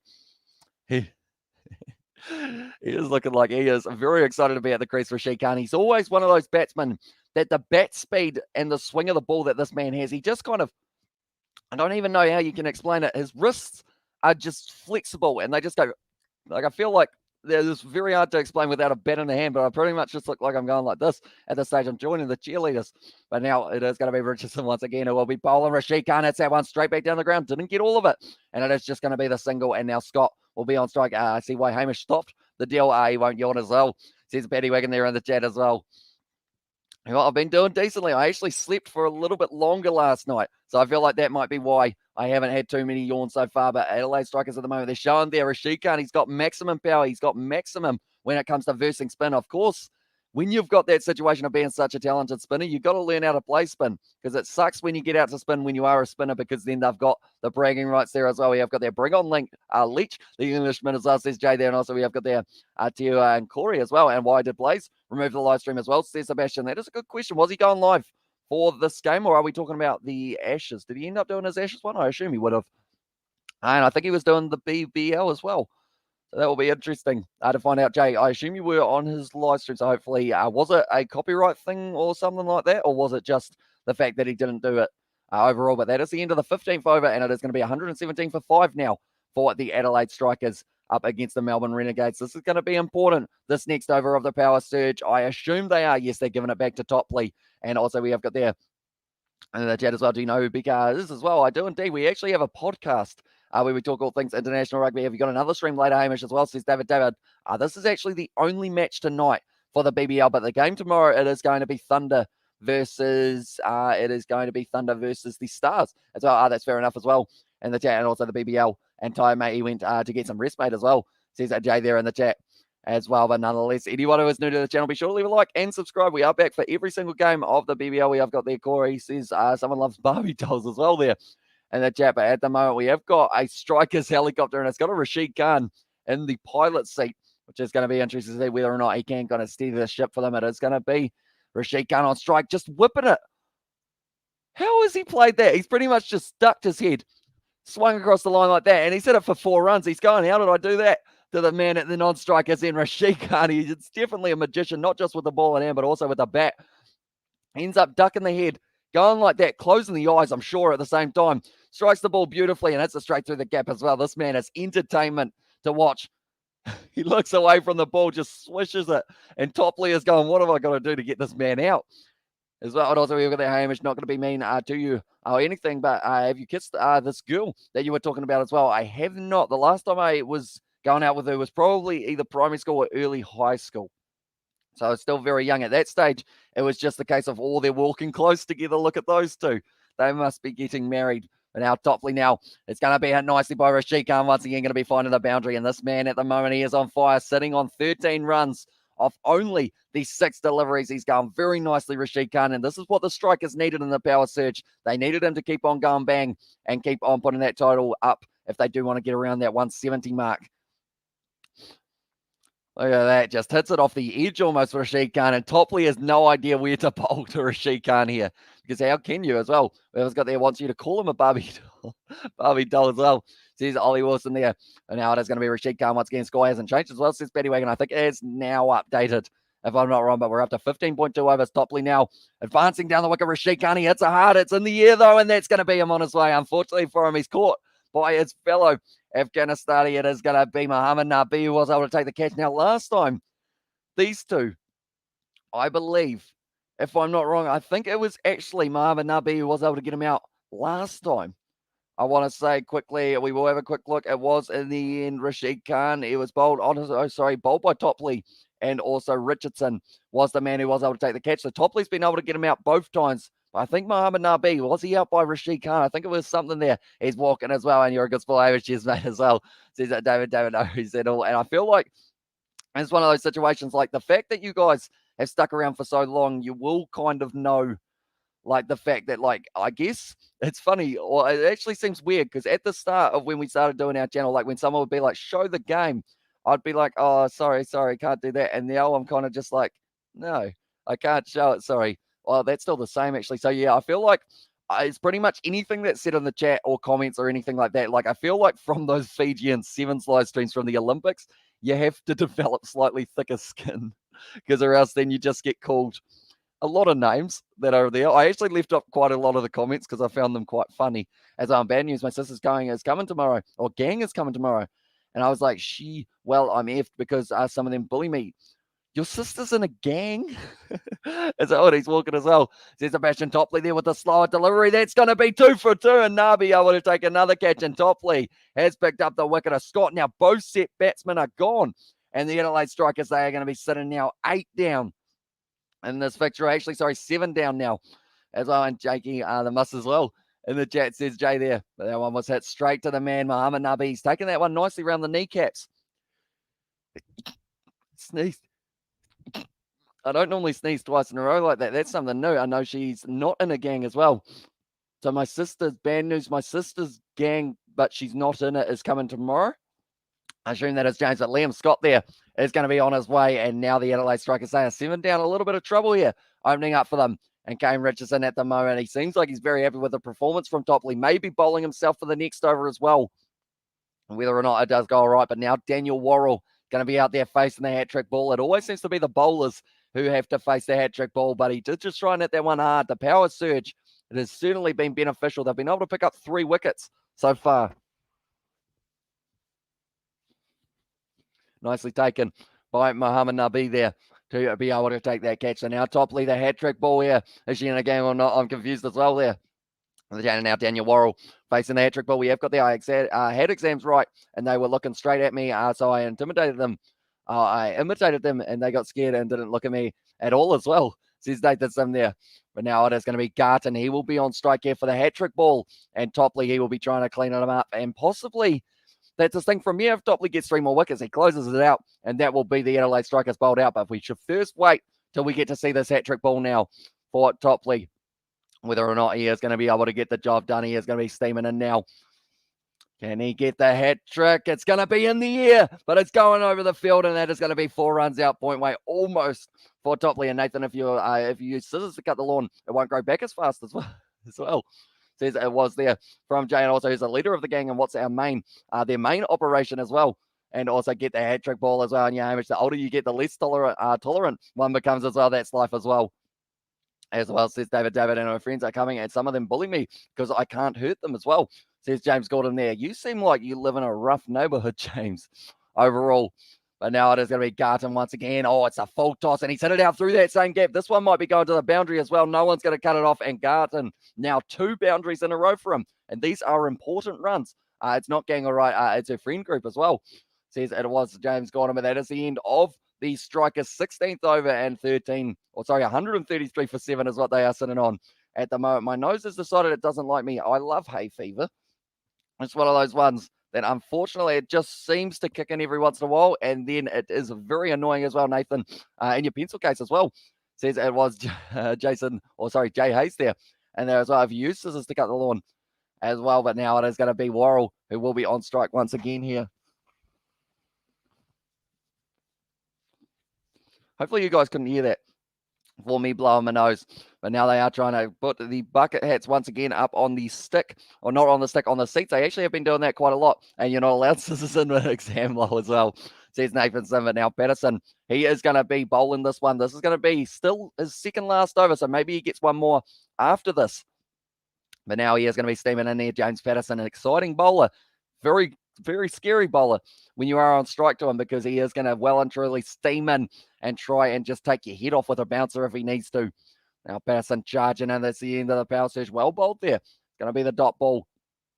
Nicely fielded by the Renegades as well.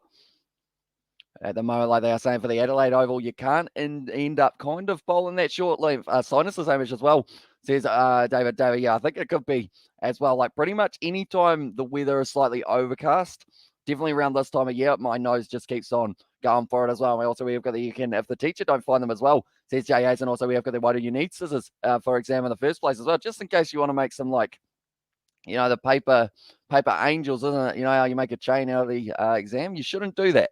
That probably gets you a fail straight away. Possibly they're going to sleep in the big tent, so I got prank up sleeves as well.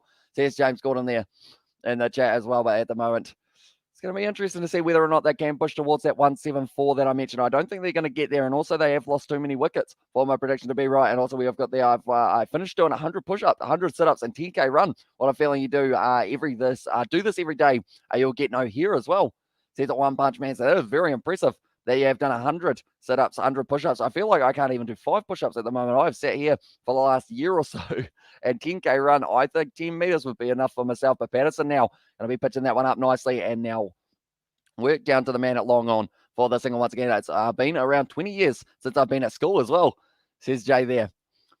Now at the moment, Worrell, he is sitting on 1 off 2 deliveries. Garton, he is sitting on 9 off 3, so he's doing very nicely for them and does food help make you stay awake as well, says Betty Wagon to Ali there in the chat as well. But 135 for 7 at the moment. They need probably 1 or 2 more big overs here if they want any chance of being able to really go through. We have got High in the chat as well. Welcome in, I should say. And also One Punch Man, do you sign on autographs as well, says J.A. And I'm going to do clown prank at night and scare them as well, says James Gordon. Because his school finished at the moment. What day are we on at the moment? That's the thing. With doing so many live streams, I forget. Are we on the Friday? Are we Friday today? No, we're Thursday. I lost track of the days. That's for sure. I've been sleeping during the day. And hey, mate, can you check your Discord, please? It's important as well, says Darla. I did briefly see your message, but at this stage, I haven't really had a chance to read directly through it, just because I finished my live stream last night, and then I went to sleep for a long time, and that's going to be well bowled by Patterson once again, just going for the 1 run. And at the moment, he's sitting 1 for 25, so he won't be too disappointed with that, James Patterson, overall. And yeah, it does quite a bit as well. In the chat says Ali Hills. Anyone who hasn't already, be sure to leave a like and subscribe to the channel. We're sitting on 58. Our goal is once again that it is going to be 100 likes that we do want to hit. So if you haven't already, be sure to leave a like and subscribe. I'm going to knock on the fence as well. Says James got in there, and yeah, it does quite a bit as well there. But anyone who is new, also hit that subscribe button, because we are going to be back with every single game of the BBL. Slow ball there from Patterson. It has nicely worked to the man who was fielding at cover, and that is going to be now James Patterson with just 1 delivery left of his 3rd over. I feel like he will get his last, but then that's the thing with the bowling attack that they have got. They've got James Patterson, who still has 1. Topley has gone for a few runs. He's gone for 9.33 and over, but he has picked up 2 wickets, because one of those ones was in the power surge. Kane Richardson definitely is bowling out. I think they'll go Muhammad Nabi as the next over here, actually. Might be my prediction, but it is going to be now James Patterson bowling his final ball of this over. It's a good Yorker, but it's a beautiful shot there by the batsman Worrell, but it does go straight to the fielder as well. It's the end of the 17th over. And the score is 139 for 7. We have got there. I'm going to record it on TikTok as well. And 170 would be good, says Jay there in the chat as well. And anyone want to watch, says James Gordon. Do you follow the Kiwi lads on TikTok? I know that George made a TikTok, and I don't know whether or not he is still going to be kind of uploading on it. I think he's been doing some on the Kiwi lads clips as well, the YouTube channel, for anyone who does want to check that out. And cheers, mate. You're a machine, mate, as well. And at the chat says David. And also we have got the, unfortunately, it does as well. And also we have got there in the chat as well. It's about Blaze as well, says Darlo. So we'll have a look at it afterwards. But pretty much at this stage, hopefully all of the drama from yesterday has kind of died down a little bit in that regard. But Topley, he is actually going to be bowling. So it seems like maybe Muhammad Nabi might not get another over, because the Hirkani is bowled out, so he can't bowl again. They've still got Patterson, Topley, Richardson, Nabi, and also Will Sutherland. That's going to be a nice shot there. But it goes straight to the man, so no run. Nicely done as well. Yes, found a Cricket 22 with Joe Root on the cover as well. Says that bash in there, and also Audi Darlow in the chat as well. And also we've got there 154 for Gurav as well for the prediction there. So we'll have to wait and see whether or not that is what's George's name on TikTok. I believe I think it's just the Kiwi Lads Gaming. I think, if I'm not wrong, I think that is something along those lines. But you will be able to see that we've got about 10 TikToks I think George has put on there. Other than that, we haven't really got too many on there. Robin now Topley charging in. That's an edge, and that's going to be the wicket. And Topley picks up his 3rd. Nicely done. And Worrell now on his way. 3 runs he was able to get off 6 deliveries. And this is looking like maybe a very similar total to what we saw in the first one as well. They were able to get 151 for 8 in their first one for the Adelaide Strikers. Are they going to be able to get to that in this situation? They still need another 12 runs to be able to bring that up. I feel like they should be able to do so. He's walking as well with a fire emoji there in the chat as well from Sebastian. But Daniel Worrell out 3 runs off 6 deliveries, and now it will be Wes Agar making his way to the crease. He hasn't got a huge amount of experience at the crease, I guess you could say, because he is normally not required for the Adelaide Strikers, but they are missing Travis Head, who's doing very nicely in the test matches at the moment for Australia up against England. And then also Alex Carey also took a lot of catches as well. And also we have got there in the chat, Arigato, David as well in the chat from One Punch Man. Also, hi, mate. Please focus on the positive, buddy, as well. We're all friends here. Thank you as well, says David. And now Wes Agar. He is going to be at the crease. He will be trying to play positively here. First, I try and work their way towards that 150. I feel like on this pitch, 150 is minimum And Rashid Khan's going to have to get almost a 5-wicket haul for them to be able to win this one, but we'll have to wait and see how it does go. Wes Agar once again going to be at the crease now. The thing is, once again going to be at the crease. He's been at the crease very often in this year so far. 152 all out is Novmum's prediction there. And Topley now once again steaming in. Beautiful Yorker. And it is going to be just the dot ball. Well bowled once again by Topley. He seems like he is really... Like, that's the thing. Anyone who went for a whole heap of runs in their first over or their second over, when they did end up getting in that situation of trying to hit the balls off them for 6, they did get, I think it was 2 6s in the first over that Topley bowled as well, or 2 4s or something along those lines. So the fact that both of these guys, Zahir Khan included, they both came back and were able to get a few wickets. Where's Agar there working it out to the offside, and that's going to be just a single there for him as well. There we go, followed as well. Says James Connor. I'm not sure when the last one went up on there. I think it was like a month or two ago that he did post it, but we have still got 2 balls left of the 17th over. And then we have got 2 more to go. They've already used the power surge, so they don't have that still up their sleeve here for the Adelaide Strikers. And I'm getting Instagram soon. I'm just waiting for my code as well. Says James Gordon there. But where's Agar? 34 matches, 28 runs, an average of 7, and his best is 8. 8 runs here could be the difference between them winning and losing at the moment. Anyone who was wondering about the win percentage, the Renegades 52% chance of being able to win this one. Finn Allen, New Zealand batsman in Big Bash, would be fire as well. That certainly would be. I wonder whether or not anyone has taken notes of him and maybe they decide could be worth getting a Kiwi in. Although normally the common kind of theme is to get, oh, that's a full toss. That one almost hit the stumps. They are going to be running back through. This is going to be a run-out opportunity. No, they've got through nicely. Is this going to be a no ball here for Topley? It looked relatively high. They have said that that one is fine. By the sounds of it, do the Kiwi lads have Insta? We do indeed. It is the _Kiwi_lads. But we haven't posted anything on there either. We have got hi bro from Ishwar as well. Welcome into the live stream, mate. It is great to have you here for this one at the moment. The Strikers, they are struggling a little bit to be able to get towards not getting bowled out. But Topley at the moment, he has got one more delivery left of his over. That one's going to be a big swing from Garton. Can strike a long ball. He was able to pick up 2 boundaries so far in his early stages. That is the end of the 18th, though. 143 for 8 for them here. And also we've got the okay. And cheers, buddy. Nice to make your acquaintance as well. Says David there in the chat. And now where's Agar and Garton? They're going to have to try and build up a little bit of a partnership here. The last thing the Strikers want is to get bowled out. Last time they played up against the Melbourne Renegades, they got themselves 151 for 8. And they lost the match by 2 runs. And I followed Insta for a year, I think, as well. Says Nathan Sim. I believe you do. Actually, I think we've had a chat on Instagram, if I'm not wrong. On the, I think that was probably around the time of Rocket League as well, to be fair. But it is going to be Garton now who will have the strike. 143 runs. I think 150 is minimum on this pitch, unless they can just pull off a whole heap of early wickets. Peter Siddle there.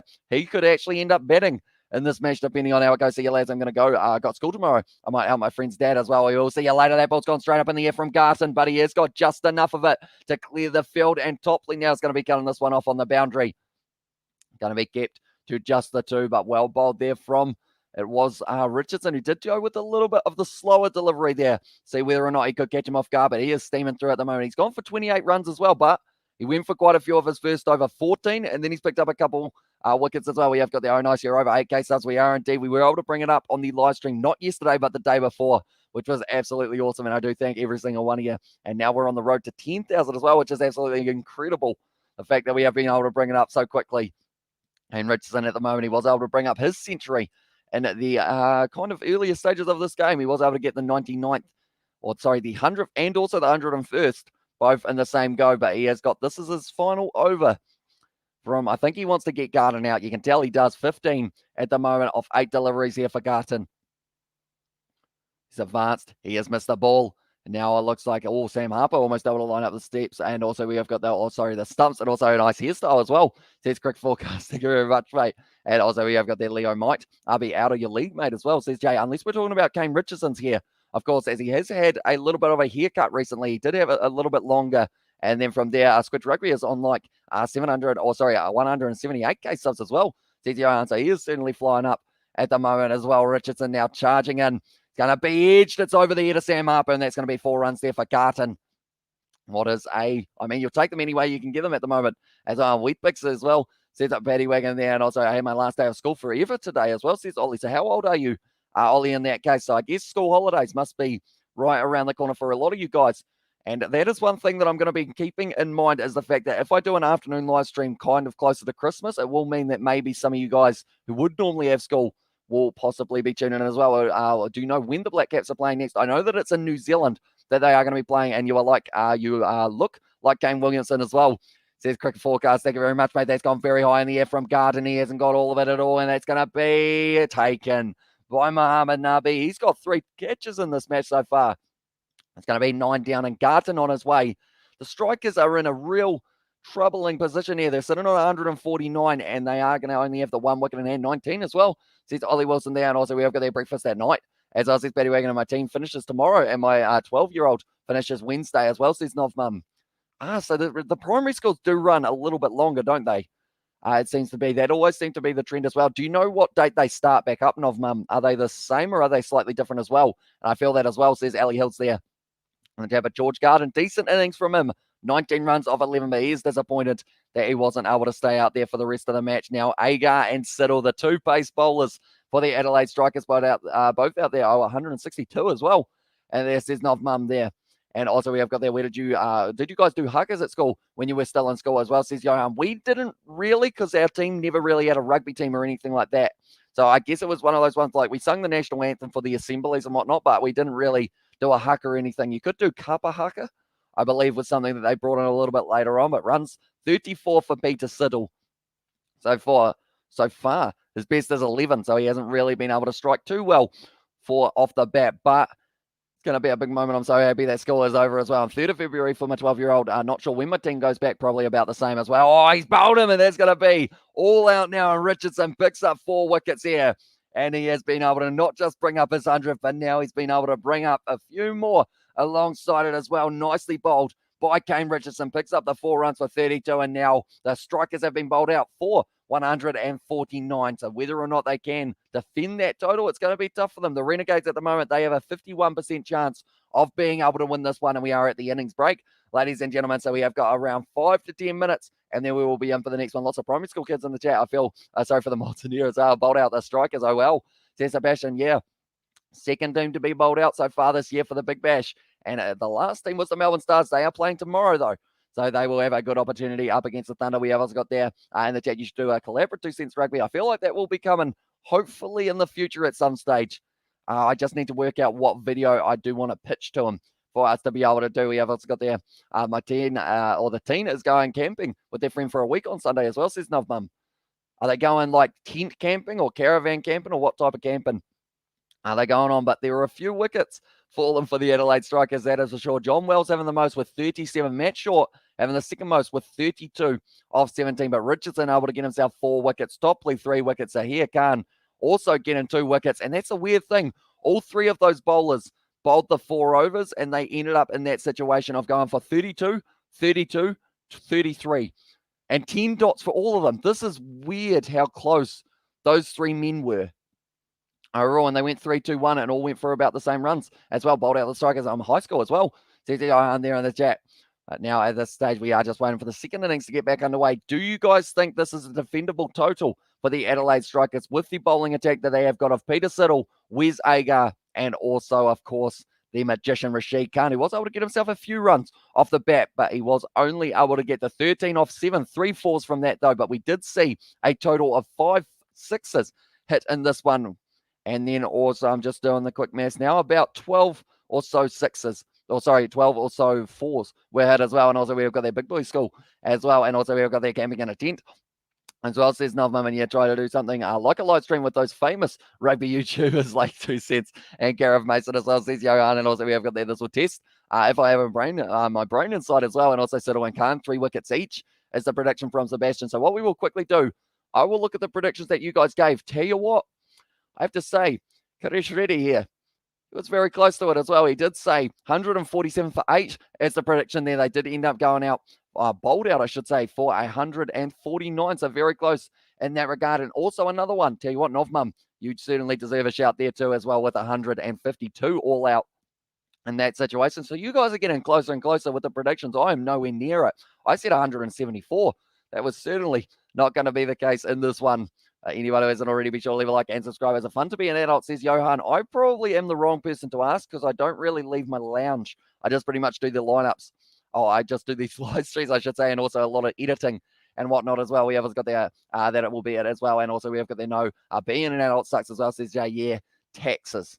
Gotta hate the taxes and gotta do you predict the lineup or could you predict the lineups for the Blues like you did with the All Blacks with the other guy as well, says Nathanson. We could try something similar perhaps for Super Rugby with myself and Rugby Itch if that is something you guys are keen to see. And unless anyone who hasn't already, be sure to leave a like because we are currently sitting on 65. Our goal is 100 and we are getting closer and closer to being able to bring that up, I should say. And also, if you haven't already, sure that subscribe button is usually appreciated. And we also got I will be first to be at the live stream chat the day when you do a live stream of Squidge Rugby as well. See to Johan down in the chat as well. But yeah, I would have to find a good topic to be able to talk about, and adulting would not recommend as well. Says it was Novmum there. Yeah, it's tough, isn't it? Like, I feel like I'm still at that like age where I don't have too much responsibility, which is good. But then I've also still got a few things that I got to do. Like in terms of emails, like replying to emails.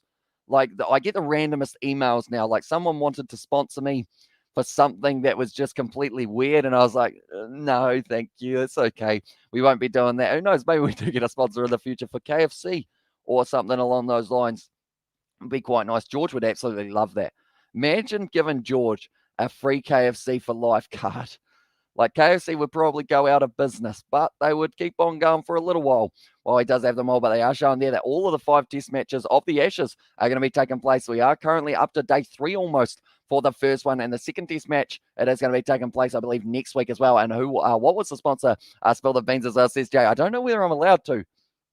There was one for, I'll say one of them, and it was a VPN that I had never heard of and had mixed reviews. So I was like, no.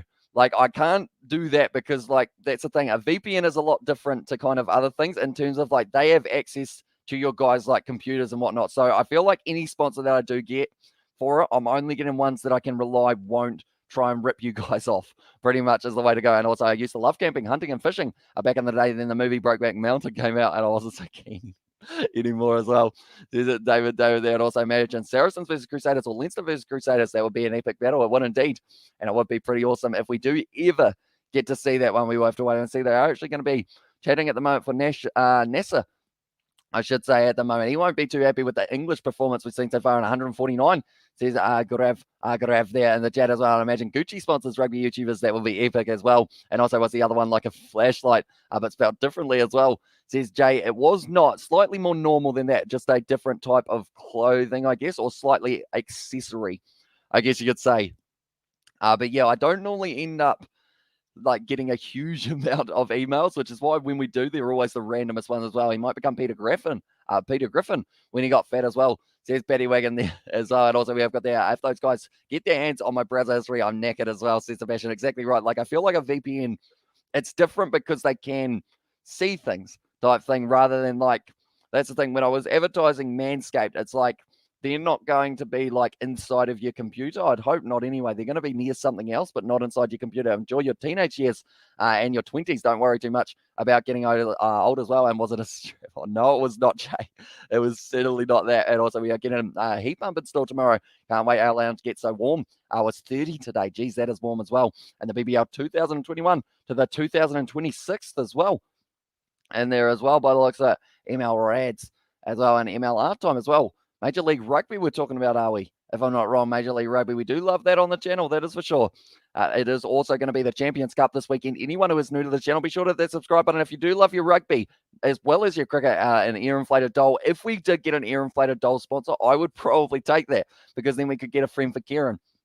I have to get them to send us one and be like, right, can we have a doll so that we can show them on the live stream as well? But then they'll probably think that I was weird. But that's all right. People already do.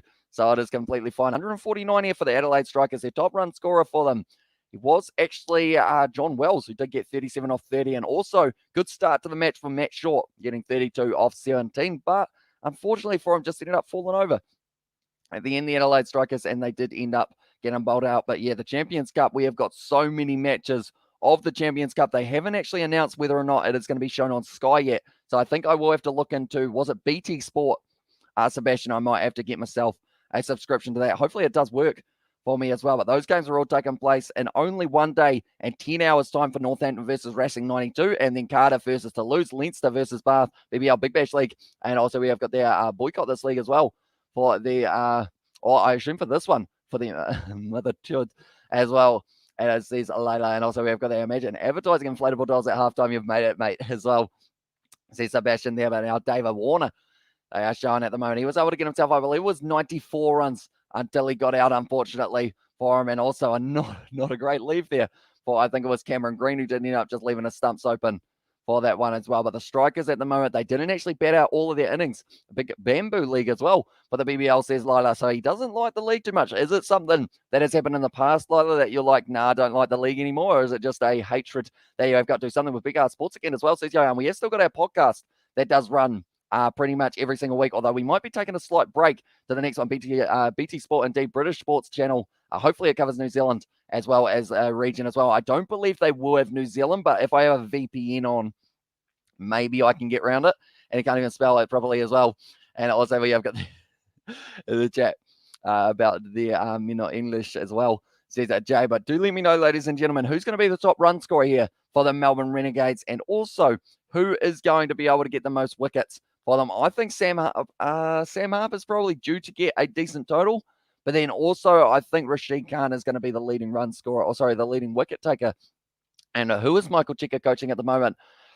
That's a good question. I know that he was with, where is he at the moment? I know that he was with Argentina, wasn't he, for a while, Michael Cheika, but I'm not sure where he's ended up now. I really want to see rugby under Eddie Jones as well for England rugby. And also we have got there playing a 3-2 series against the All Blacks in New Zealand as well. That was a really tight series. In fact, I think England would be capable of winning that series as well. And Argentina, says Paddy Wagon there. And also it should hit you soon. It always helps me as well on that one as well. But at this stage, Kane Richardson, like I mentioned, he did very well picking up the 4 wickets. He's been able to bring up his 100 wickets now. Topley able to get 3. Zahir Khan also able to get himself a couple there. But now the live win probability, it is 56% chance that the Melbourne Renegades win this one. But a couple early wickets of Sam Harper, Mackenzie Harvey, perhaps. That does change Wales. And the chat says JA there as well. And of course, Wales, they are going to be playing in a few other matches of the Champions Cup. Not as Wales, of course. They are going to be playing as Cardiff as their first match, and that is going to be up against Toulouse, which should be a very exciting one. No, Cheika isn't with Argentina anymore, says Johan. Where did he end up? In the end, I just started off to make a cup of tea, and when I got back, we're talking about inflatable dolls as well.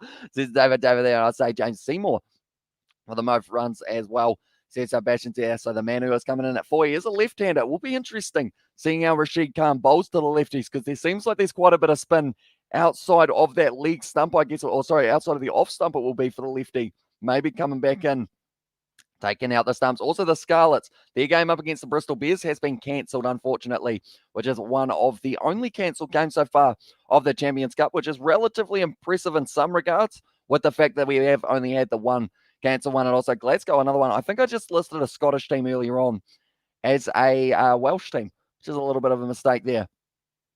Which teams are from Scotland? I'm trying to think of all the Scottish teams. I know that it's definitely Cardiff are from Wales. Glasgow, they're in Scotland. I just mentioned them, so that was the wrong one as well. And also Seymour Muppets as well in the chat as well, says that JA. We're going to have a few of them on these live streams, I think, as we keep on going through. We've got the Christmas advertising at the moment. We're getting closer and closer, only sitting around that 16 days or so away from Christmas. That's a lie. My maths is off. It's actually only 16 days away from Christmas, which is going to be, it's going to be exciting in some regards. Do let me know, actually. I haven't asked this question yet. What are you guys doing for Christmas? Do let me know. Do you know a guy's channel called The Driving Mall? I have heard the name, but I haven't seen any of his videos. Overall, Johan.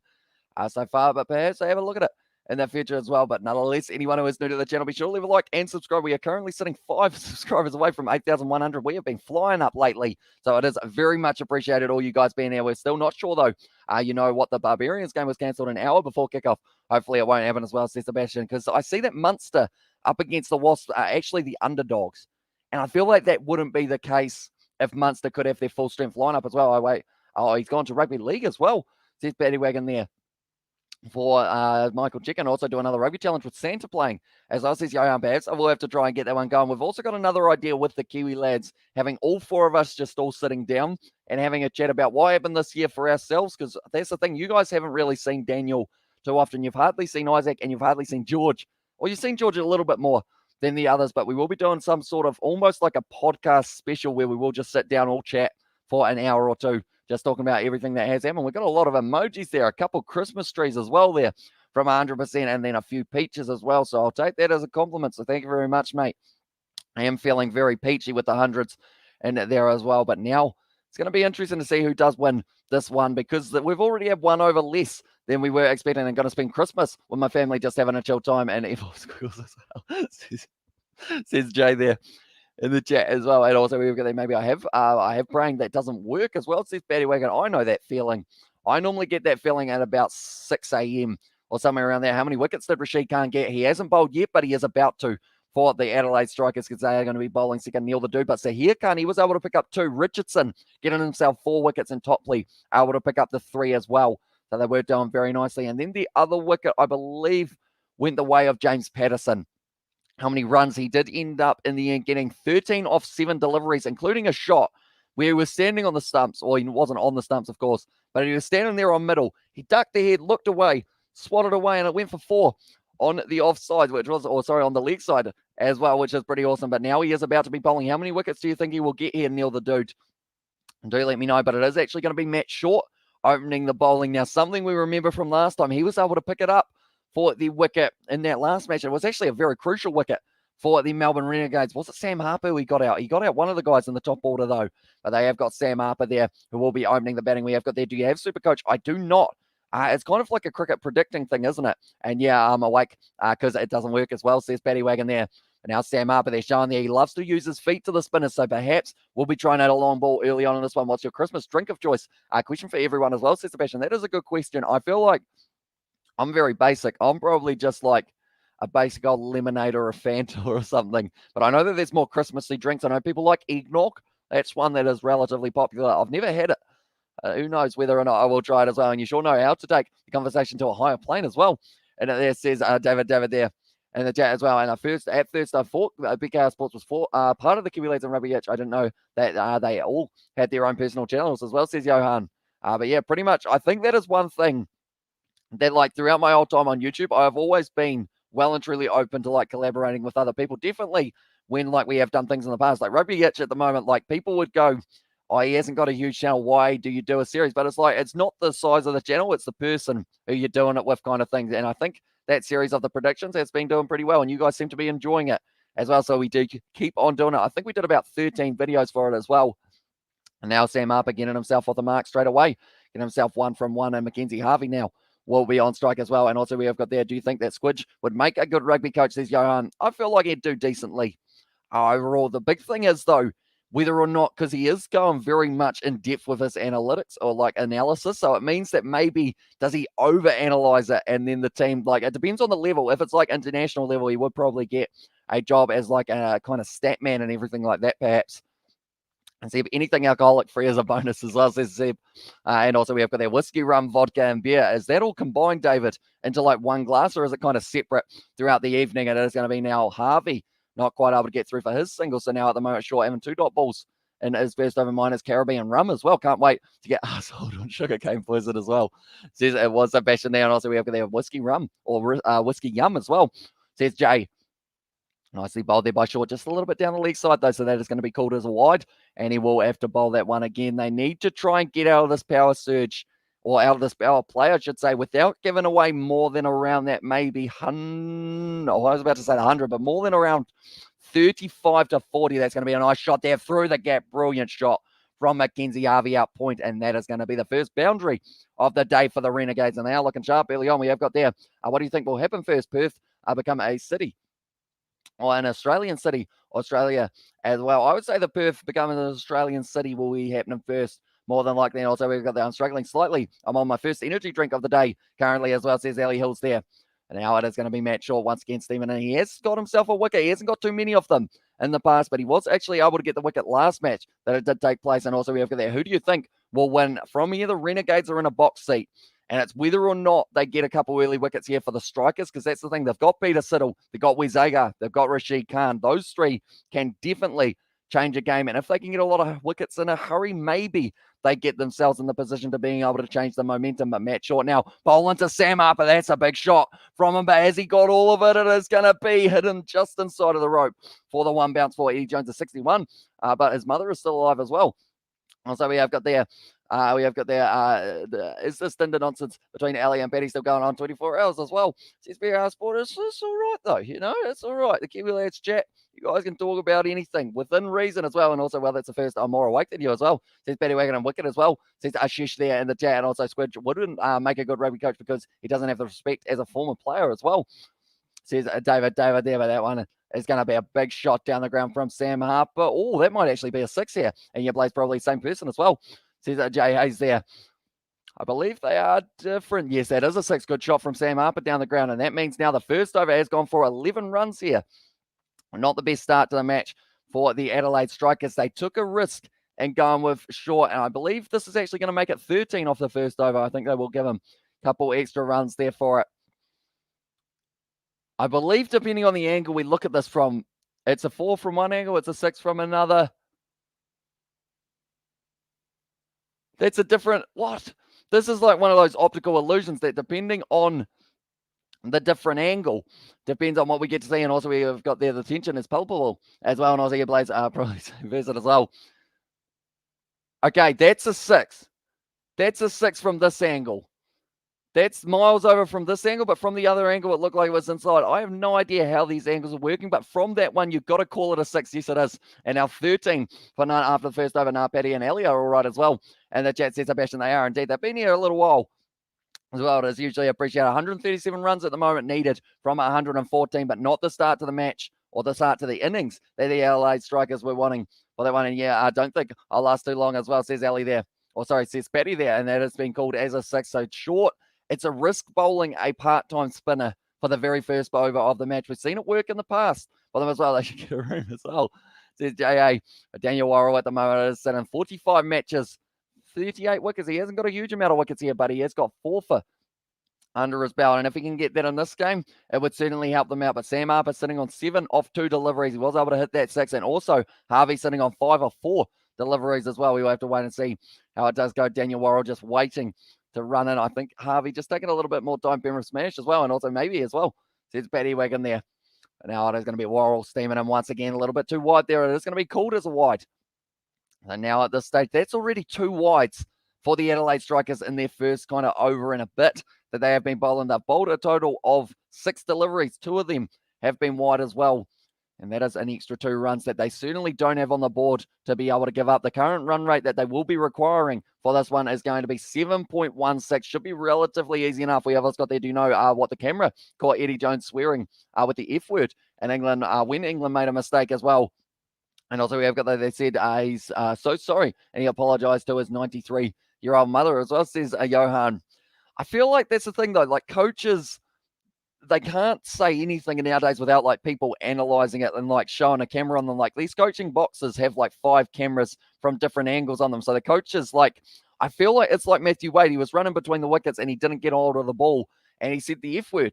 And it's like when you've got like stump mics and everything like that, yes, you can try and say that the players should be more professional, but I feel like in the heat of the moment, it's just a bit of a shame that like they can't say anything without getting themselves in trouble for it as well. With Sam Harper there blocking that one.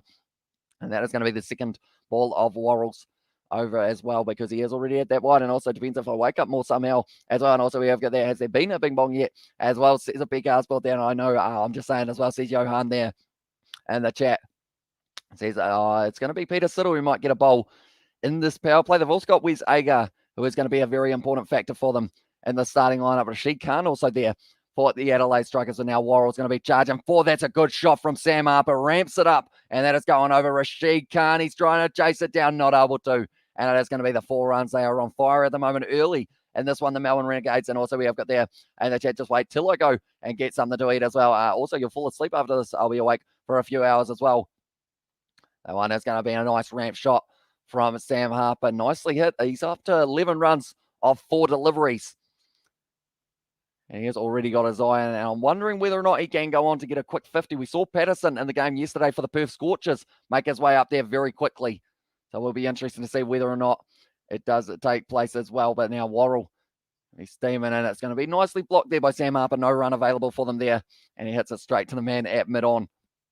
But yeah, it is going to be interesting. Like I mentioned many times over and over, it's weird that these games are taking place pretty much straight after each other in that regard, because of the fact that these teams only played 2 days ago and now they're already back and they are playing again. So I'm wondering why the system is like that, because I know that the Sydney Sixers, they are going to be taking on the Hobart Hurricanes tomorrow or the next, I think it's the next day, and they have only played a couple of days ago as well. Sam Harper trying to glide that one through the cover region, but it went straight to the man at cover as well. We have got the KFC Zinger box as well in the chat, and probably will happen as well. Says Batty Wagon there as well, but at the moment, it is going to be Daniel Worrell. He wants to close out this over. If he only goes for the 6 runs, this would actually be a pretty good finish to the over. Definitely with the fact that he did go for the wide straight away, and then also that boundary, that lofted shot from Sam Harper was beautifully done. The strikers at this point were 0 for 16 because they did get off to a good start. Matt Short was able to do decently, and Jake Weatherald as well, giving himself a bit of space there. Sam Harper, that's going to be a dot ball though. And also we have got there also Big Bamboo League for the BBL in there from Lila as well. Is there a player that you don't like in the league, or is it just the whole league in general because it's not the one that you like watching or something? Do let me know. I am curious because you seem like you are very much so angry at the league, definitely with the fact that Big Bamboo is the nickname that you have given it. I feel like even Big Bash is bad enough. And also we have got there, do you, son? Is that like, as in like, do I kick the ball hard? Because I do not kick the ball hard. I'd probably do my kneecap in if I did try and kick the ball hard. That is for sure. And also we have got there, yeah, as well. Jack says Ali, but now it is going to be Harvey on strike. Worrell only going for the 6 runs of his first over, so it was decently done. We've actually got quite a few cutscenes in this BBL game so far, I have seen. Do you bet, son? As I said, Jed, nah, I'm terrible at betting. Pretty much any prediction that I do of a game, you're almost better off to listen to what I don't say or do the reverse of what I say, because I just can't predict anything. Like, I couldn't predict, like, if it was going to snow in winter in Alaska. You know, I'm like very bad with my predictions, unfortunately. And did it happen with you before when you were still at high school and when your teacher gets angry with you and she first she gives you this freaky smile and then gets very angry as well? Says, Johan, what type of videos have you been watching? But now it is going to be What to Wait to the League Side by Renegades. And this one's going to be running away to the boundary, and Mackenzie Harvey does get himself that one. Be right back, mate, as well. And that chat says the battery we will see you in just a little bit, but it's a great shot there for Mackenzie Harvey. 10 runs off 6 deliveries so far, and Harper sitting on 11 off 7. They are certainly not messing around. They want that net run rate to keep on increasing. The next game for the Melbourne Renegades, I believe they're actually playing in only a couple of days' time again. That's the thing. The Big Bash is just frantic game after game after game. So the Renegades, their next matchup, it is going to be on Monday, the 13th of December at 9:15. So in 3 days, or pretty much 4 days' time, it is going to be the Renegades. They are going to be away from home, taking on the Brisbane Heat. A little bit lofty there for Harvey. Hit down the ground, misfield from Siddle. And this is going to lead to at least 1 extra run here for them. And true, bro, as well. Says Jed and Edmund, bro, look at one stage. It looks like it will be score 170 plus. But look, a scenario now, 149. Unbelievable as well. Says it was a Layla as well. But yeah, it is one of those ones. Wickets. It's just getting those wickets. So I assume you're trying to say that they have matched fixed it by letting themselves get out, so that they do only get 149. Is that the case? Or is it, let's go there and also wicket as well, says Manish there in the chat. But then also the next game for the Adelaide Strikers, they do not get a lot of rest. They are going to be playing the Perth Scorchers in only 2 days' time at 11:30 p.m. is when that one is taking place. It's going to be Garton now. Nicely blocked and no run there for the Melbourne Renegades. At the moment, they are 6 runs ahead of what the Adelaide Strikers were sitting on at this point of time. So the big thing is when they start losing wickets, okay, there was actually a 6 hit by the Strikers in their game. So they are both sitting identical for this one. So both sides getting off to a great start. And this back just in on 0 for 26. And now Harper and Harvey, they are both looking like they're going to be hitting the ball hard. Short also was hitting the ball very nicely in the first innings, but unfortunately for him, did go out a little bit earlier than he would have liked. Nice shot down the ground there once again. Running the quick single there for Harper. Throw at the stumps, not able to line it up though. And they have been able to get through Garden so far, going for the 8 runs as well. Don't get me wrong, son. But I really like your dry demeanor. Sometimes I find some of the remarks are hilarious yet honest as well. I think the truth is you're playing us slow as well. Says that David there. That one was a nice shot down the ground from Sam Harper. How is Japan? Cricket as well. Kiwi lad, son. As well. I feel like Japan, I haven't actually seen them play too much cricket. I don't think they were in the World Cup. Do they have cricket pitches in Japan? That is a good question that I don't actually know the answer to. Harvey there, hitting it down to deep square leg. And it is once again going to be the single that does tick over the strike. They just keep on rotating it, and that is a lot of crucial runs that they will be able to get from doing this tactic, because the Renegades, they're very quick between the wicket. Harper and also Harvey, they just keep on going. And Harper, even though he is a lot shorter than a lot of other players in the league, he still packs the same punch with the bat in hand with his kookaburra, and he will be hoping to get this one maybe away to the boundary. We'll give them a little bit of extra momentum heading into the end of their power players. They have got one more. He decides to whip it off his legs instead and it out to the square leg way, and they are just taking the single. That is the end of the third over. 29 for none at the moment for the Melbourne Renegades. Great start to the match for them. But the Strikers, they actually lost a wicket that ball in their first innings. But Rashid Khan, when do they decide to use him? I feel like they've almost got to use them straight after the power play. Doesn't look like he's getting the ball yet. They've still got one more over of that power play, and then they're allowed to take that power surge a little bit later on.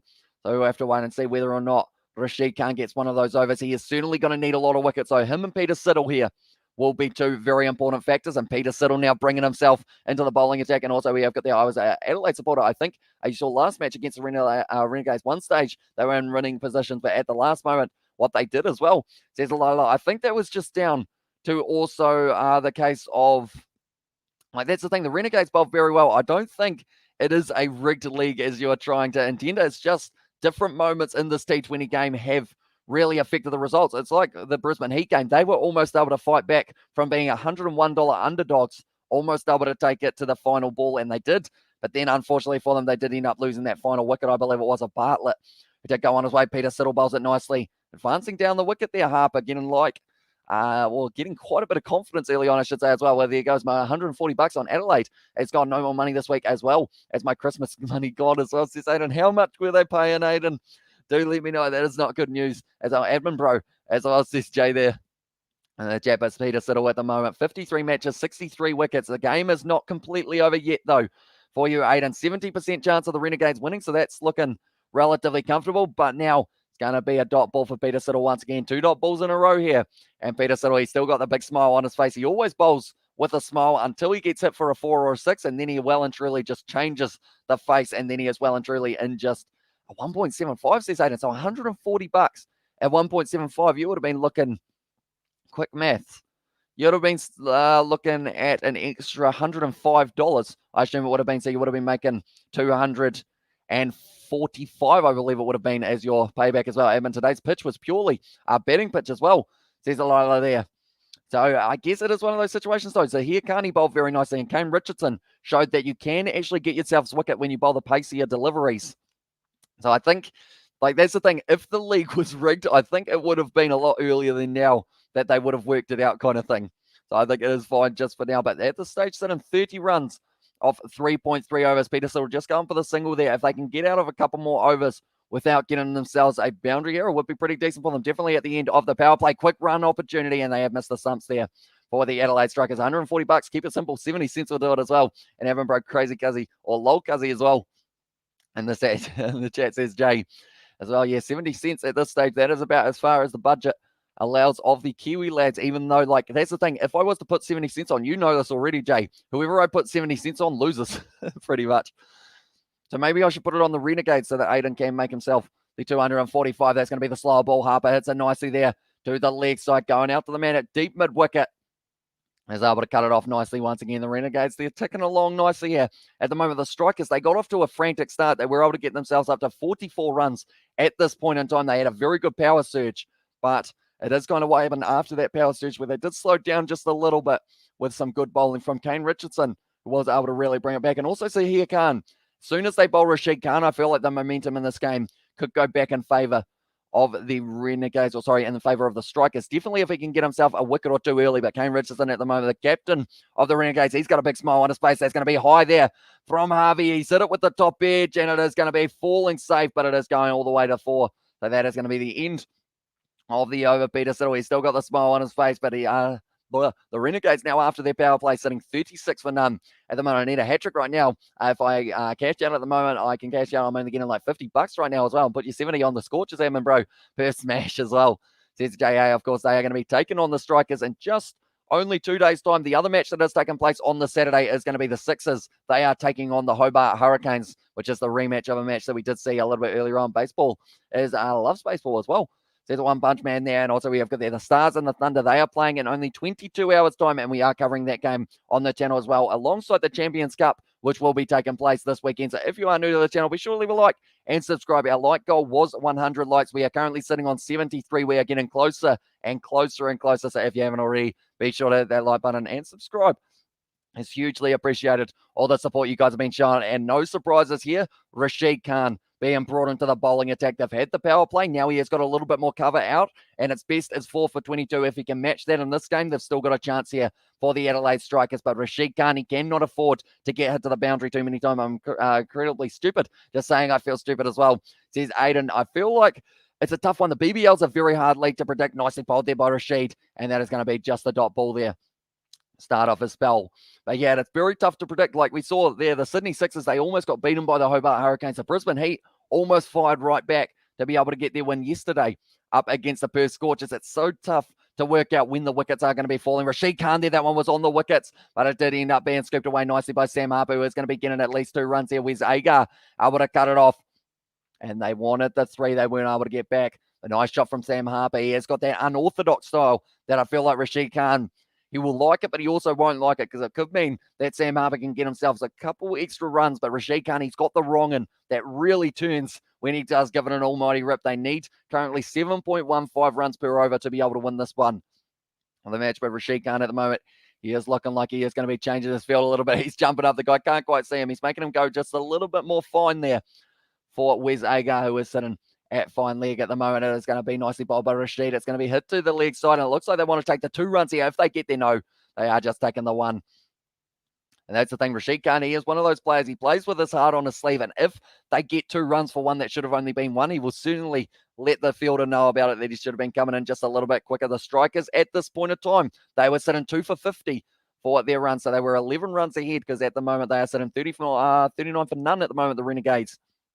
Rashid Khan now bowling that one. It's going to be just a little bit of a miss hit there for Harvey. He's the left-hander, so maybe Rashid will be able to do a little bit of the magic with the wrong and going across the line. Harvey ends up hitting it straight onto his pad. It's very tough to pick him when he is going. Can you speak Japanese? Kiwi lad son as well. Unfortunately, I only know about 2 words of Japanese. Pitched outside leg. Is the call? That's a run out though. Both batsmen are at one end. So now Harvey's going to be on his way. Sam Harper's going, why would we run that? And Harvey is on his way. So they didn't get the wicket for LBW, but they got it anyway. Being stupid is okay. You can learn from stupidity as well. And also we have got there, to be honest, Hamish, it's not Adelaide's night, not Rashid's night either. Or is it? We have just seen their wicket as well, says Ayesh. And they're confused at what happened. Sam Harper here. What happened? So Mackenzie Harvey tries to hit that ball. It hits his pad. Then from there, he ends up seeing that ball go. He takes off. Sam Harper doesn't move. Sam Harper just didn't move at all. He's going, why are you running? There's no run there. And then from there, it is going to be the wicket of the run out. So Harvey goes on his way. He's walking as well, says Sebastian. That is the wicket that they were after. And at the moment, 29% chance of the Strikers being able to win this game. I'm waiting to see how much that changes when we see Harvey's wicket fall for the run out. How much is it going to change? I think it's going to go up to about 35% chance of the Strikers as well. And also we have got the repeat button is stuck on as well. And that chat says Jay, and he's walking, says Sebastian there as well. But Mackenzie Harvey, 36% it's gone up to now. And also we have got there in the chat either that or have a stutter as well, says Jay there. But Harvey on his way, and now it is going to be Seymour, a man who someone said was going to be the leading run scorer here for the Renegades. He's going to be on strike to Rashid, and he almost was able to get himself that LBW. Rashid Khan just pitching outside leg though, which is why that was given originally not out. I actually gave it out, but that was because I got too excited for that one as well. And also we have got that whoa, what a wicket call moment I like as well. So there's one punch man, but James Seymour now made his way to the crease. He's got 23 runs in total for the BBL, a strike rate of 164.3. He can certainly hit the ball at pace, but Rashid at the moment, he will have his tail up in the air, and he is ready to go for the final delivery of his first over. Bowls it nicely, Rashid. Oh, it's going to be right in the slot where he needed it as well, and that is going to be at the end of the over, and that is now going to be 39 for 1. For the Renegades, just a little bit more pressure on them now in this situation. But Rashid Khan, he wasn't able to get the LBW. It was pitching outside leg, as the call, just outside leg. It would have been going on to hit the stumps, but because it pitched outside leg, that is why it is not out. I want to see One Punch Man take on Adela as well, says Jay. But it was a very good decision from the umpire to say it was outside leg. And then from there, It was just a massive mix-up. The thing is, if Sam Harper, he turned away, he wasn't watching, he probably could have gotten himself a run there if he was watching, but he turned his back because he was looking at the umpire to see whether or not he had given it out. But no communication between the batsmen, and because of it, it did mean that Mackenzie Harvey lost his wicket. He was sitting on 19 off 12 as well. So he was going at a decent rate, but now this is going to be another good opportunity for the Renegades to try and rebuild. Wes Agar, though, 34 matches, 41 wickets for that man. His best is 4 for 27. If he gets the 4 for here, it's going to be so important. I feel like the Renegades, to lose this game, they're almost going to have to be bowled out by the Adelaide Strikers, but Wes Agar now going to be charging in. Sam Harper on strike. How much is that run out going to be playing with his mind? He's hit it down the ground. There's going to be a run out opportunity. Oh, he almost got himself run out there, Sam Harper. But he is very quick between the wickets. He has been able to get the single, and now Seymour back on strike. James Seymour it is. He has only faced the one delivery so far. It was a ripper from Rashid Khan, but he was able to keep it out there for the early stages. 1 for 40 for the Renegades. Who will be the batsman who does go out next, ladies and gentlemen? Do let me know. Will it be Harper or Seymour? And also, who will be the bowler that picks up the wicket? I'm going to say Rashid Khan gets one in the next over, and I think he is going to get Sam Harper out. Here's my prediction. And now Seymour going to be trying to glide that down to third man. Well fielded, though, by the man at short third man. I believe it was, I want to say it was Peter Siddle, but I don't think it was. He was able to cut that one off, but it was very nicely done. And also we have got the hello in the chat. It's like, you've got there, come on, Seymour, be my lucky prediction as well. And also Jason, I don't know him as well. And the chat, he's a one-punch man, but it's going to be very interesting to see what Sam Harper does from here. When they take the power surge as well, will be crucial for the Renegades to try and chase this one down. 149, it's not a huge total on a surface that looks like it's decent for batting, but also still has a little bit of purchase in it for the bowlers. Seymour whips it off his leg just for the one to the man who did cover it from short mid wicket. He did go around and catch it at fine leg as well, and yawn for a wicket as well. Says Jay, maybe could be the case. We have already seen one so far here, and there you go. He got one. No.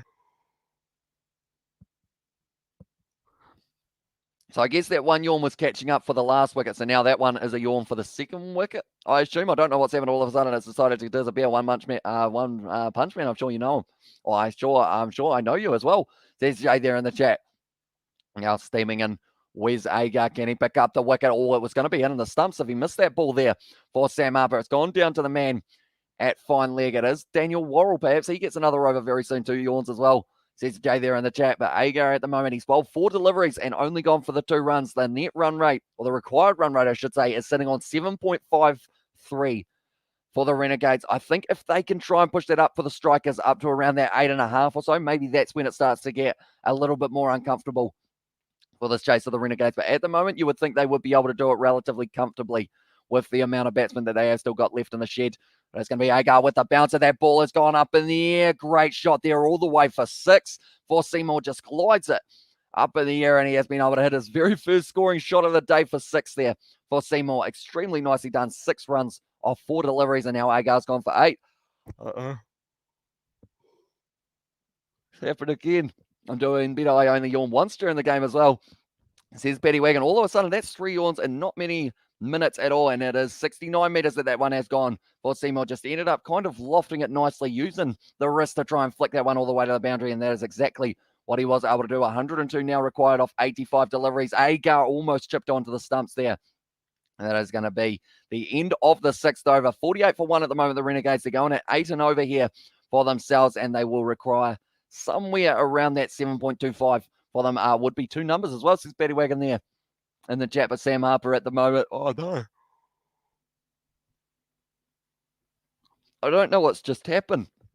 I was so awake, like my body for the first innings, I was like so awake.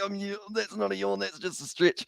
I've turned bright red as well, and also we have got their hat trick on the cards as well. And 4 says Jay, as I'll tell you what, they're going to be falling over if the yawns are anything to go by. It means that we will be getting quite a few wickets in a very short moment, but perhaps could be the chance they are showing there that the morning of the Ashes is going to be starting day 3 tomorrow, and also at night time it is going to be the Melbourne Stars taking on the Sydney Thunder, which should be a very exciting one as well. No, it would be at least 4 now as well, says Ellie there in the chat.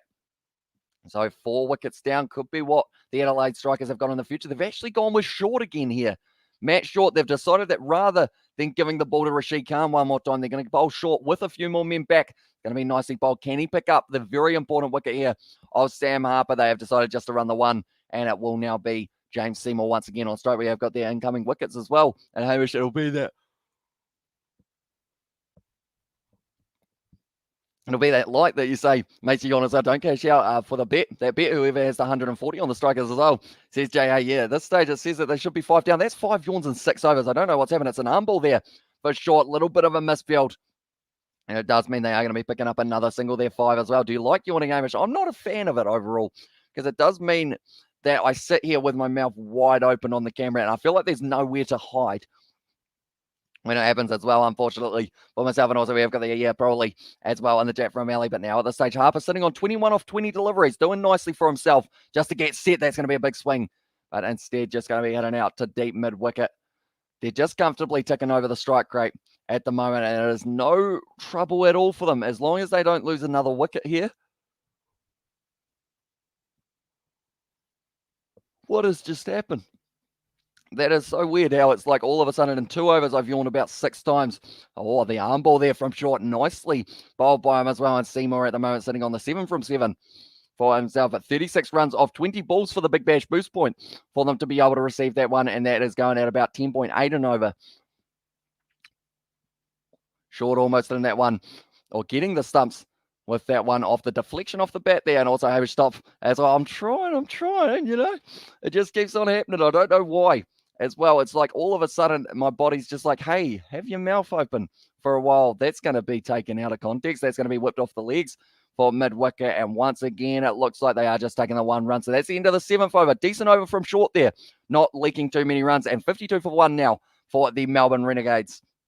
And just the one down. I know what it is because he stopped the deal. He has got it as us, his Betty Wagon as well. Maybe I was trying to hold off for as long as I physically could for those earlier ones as well. But they are going to require 7.54 runs per over. Is it possible to yawn with your mouth closed as well? I tried it, and it doesn't work very well for me, unfortunately, although I do feel another one coming on. So perhaps I'll try it for the next one. You pretty much just look like you're eating something sour, but also if you try and keep your eyes open as well, you look like you're just like glitching, I guess you could say. At this stage, we have got, he saw that coming as well. Says Ellie Hills there. But do let me know, ladies and gentlemen, does Rashid Khan pick up a wicket in the next over that he bowls? He isn't bowling yet. And also Peter Siddle, does he pick up a wicket in the next over that he does get to bowl?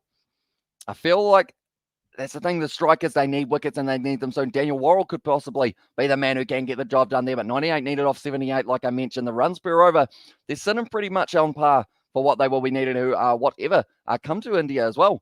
And the chat says, cricket forecast, I am actually keen to one day travel to India to watch maybe an IPL game or maybe a test match. Would be pretty cool to see Daniel Worrell pitching that one up nicely. It's slightly lofted, but it's going out to the man at deep cover. It'll be taken nicely for the Adelaide Strikers. They need to try and go a couple overs without giving away any boundaries here. And holding back a yawn is like trying to keep a fart in. It will find a way out eventually as well, says Jay. That's a great quote, isn't it? Can we get 7th yawn as well, says Betty Wagon? Not quite. It doesn't look like they're losing too many wickets yet, so I've got to try and keep myself from yawning at just this stage. But Daniel Worrell, I have a little bit of faith in that man to be able to get that one. The next breakthrough one, it will have to be probably Sam Harper, I would say, but then Seymour, he's at a 6, and so has Sam Harper, though, so they need both of these batsmen out if they do want to start trying to get into the middle order. That's going to be a nice shot there from Harper, hitting it along the ground, and Rashid Khan, he was trying to cut it off. It is just going to be kept to the single, though. Good fielding in the deep from Weatherald to be able to charge in off the boundary and stop any chance of the 2 runs happening. I will mention once again, anyone who is new, be sure to leave a like on this live stream. We are currently sitting on a total of 76. Our goal is 100, and we are getting closer and closer. So if you haven't already, be sure to leave a like on this live stream. The Strikers have got 71% of the vote for who is going to be able to win. Hit that like button for all the yawns. It's free as well. And there will also be sure to hit that subscribe button at the same time. It is going to be Daniel Worrell now slightly down the leg side. It's going to be whipped off. Oh, he wasn't able to charge in there by the man who was at at fine leg. He could have possibly attempted it, but I think it wouldn't have been the case for him to be able to get there, and it could have gone past him. So he saved the boundary, but he didn't quite charge in to get the wicket there as well. It looks like now Daniel Worrell once again is going all right. He hasn't gone for a huge amount of runs so far off this over. It was whipped off the legs by Seymour. It's just a little bit too far off for him to be able to charge. I told you it's not going to happen for me tonight as well, says Aiden. We will keep our fingers crossed for you, mate. That one's going up. Sam Harper hits the ball hard. It's going close to the gap, but it's nicely fielded in the deep by it was Scott, and they have been able to get back for the 2 runs once again. Worrell now looking like he's leaking a few more news as well in the chat. Or New Zealand, I think that is, for cricket forecast as well into the chat. But yeah, New Zealand versus India in a test match. I'm not sure when the next one is happening in India, but it would be kind of cool to be able to watch that one, or maybe even one that is happening in New Zealand versus India for the test match. The last test match I went to, I believe it was the Boxing Day test at the MCG as well, and also New Zealand. Beautiful country, says Cricket Forecast. It is very nice. The next live stream, let's make a goal. How many yawns times it by that number as well, or times it by a number? That is a good point. We will see how we go for that one. I hope that the yawns, it'll probably have to be a decent number, like maybe times 20 or something like that, perhaps, to try and get it going over. Seymour, once again, is going to be on strike for the final ball of Daniel Worrell's second over. So they've still got Rashid Khan with 3 overs. They've still got Peter Siddle with 3 overs. And they have also still got Wes Agar with 3 overs. And they've also got the option of Garton. Maybe they go to him as well. And Matthew Short. I don't know whether or not they will give him another one as well. Next live stream. Oh, sorry, we have got the Amish. I used to work shift work a few years back. Here's a tip. An hour before the stream, go lie down on your bed, but don't deep sleep. Just close your eyes for about half an hour and rest as well. Says David, see, I think my problem at the moment is I'm kind of at the weird stage of like my sleep schedule, because I am trying to get it used to the late nights for the Champions Cup, but then also during the week, I'd like to get up when the sun is still out, but I probably ended up waking up at about 8:30 today, so about 45 minutes before the live stream, so I probably wasn't a deep sleep at that point, so that might have been why the yawns have started as well. If Adelaide do win, I'll need someone to bail me out of prison as I'll run around on the streets where I live as well.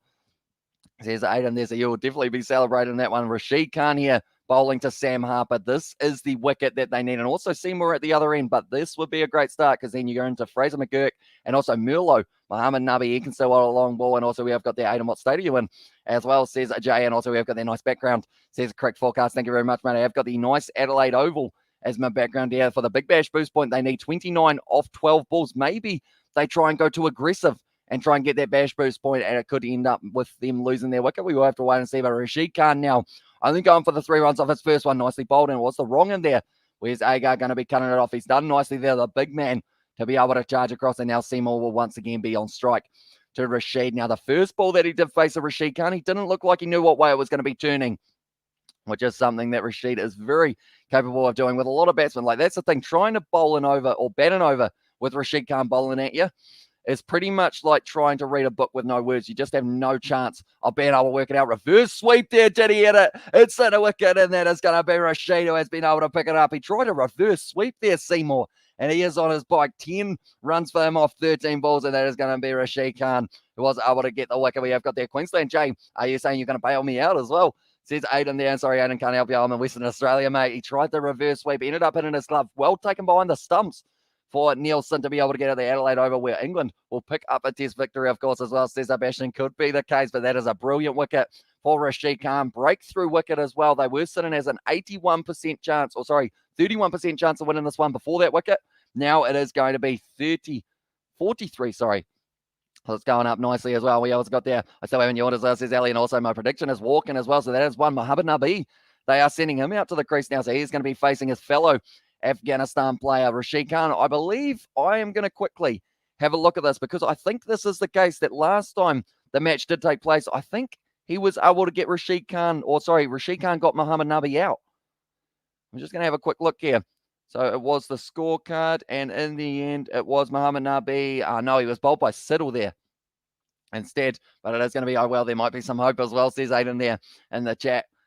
It's not over yet, that is for sure. The best of 71 not out for Mohammad Nabi, and he is going to be on strike to Rashid Khan. These two would have spent hours and hours and hours bowling at each other in the nets, trying to work out how to play each other. He's done it slightly more dragged down, and it is going to be hit to the leg side. Nielsen charging through there nicely, and they are just keeping it to the 1 run. Well covered by Nielsen. He is taking the catch for the last ball. At this stage, the Strikers were actually 20 runs ahead to that Big Bash boost point. He tried the reverse sweep, ended up just clipping the glove. And it was all he needed as well. I'm not tired though as well, says Betty Wagon. And also we have got there sure from Ali, but Rashid Khan able to pick up the important wicket. Can he get another here for himself? It's nicely bowled. Sam Harper whips it off his pads, and it is once again going to be hit out to that gap in the mid-wicket region. We have got there Patty and Ali. How old are you? I believe they are both 21, if I'm not wrong, from the conversation that they did have yesterday. I think both sitting at 21, although Ali is almost 21. I think her birthday's in 3 days, if I'm not wrong there.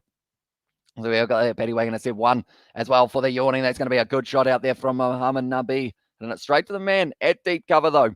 So it's been a great over from Rashid Khan, only going for the 7 runs so far of his first 1.5 overs. And he was able to pick up that very crucial wicket. Every wicket from now on, they get from now on, I will remove one piece of clothing as well today. And how many layers have you got on, mate? Do let me know. Because if they get bowled out, you might be in a bit of trouble. But now Rashid Khan, once again, has been hit to the leg side, but very good over for him as well. Did you not? Asked us like 3 times yesterday as well. Says Ali there, better your age, not your IQ as well.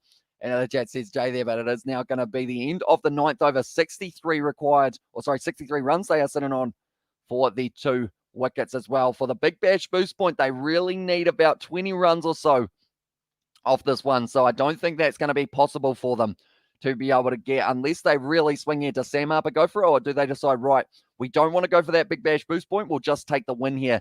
Instead, they still need 7.91 and over. I said that they need to be at about maybe 8.5 or so before that pressure really starts to build, and it is actually going to be, they've actually gone with George Garton, who did go for 10 runs in his first over, so this could be relatively expensive, although he gets a nice bit of swing when he does pitch the ball up and can also get himself in a good position to be able to take another wicket here for the Adelaide Strikers. 29 off 27 at the moment. Harper is sitting on Nabi, only just making his way to the crease. Let's go, Amish. Do we have a stream that night as well, says David. I believe we've got 2. I believe, if I'm not wrong, it is on the Saturday night / I think it's on the Sunday, so we will have 2 on that day, and then the Champions Cup in the morning of that day as well, I want to say, possibly. If I'm not wrong, or I might have my dates round the wrong way just a little bit there. But yeah, I think it is on the Saturday morning or the Sunday morning that it will be ticking over to the 12th of December. I believe it's the 12th for the 12th, which is nice and easy to remember. But Garton now at the moment, 1.1 overs bowled by him. He was going for the single there, but Mohammad Nabi, he can certainly hit a long ball for the Big Bash boost point. They need 23 runs off 5 balls. So that is going to be extremely tough to do so. And they're bringing up a bit of the field as well. They don't want to risk letting the Melbourne Renegades get an extra point, because the Adelaide Strikers, and Jay, watch the news tomorrow, you may see a streaker, everyone, as well. Says it was Aiden there. And the jabber now, Garden going to be charging in. Well, this one, he has bowled it nicely. Mohammad Nabi whips it off the legs. This is going to be fielded in the deep by Worrell. He's been able to cut it off, and they are just going to be getting the 1 run. Well done from Daniel Worrell there to stop it from being the 2. Sam Harper going to be now on the Strikers' end.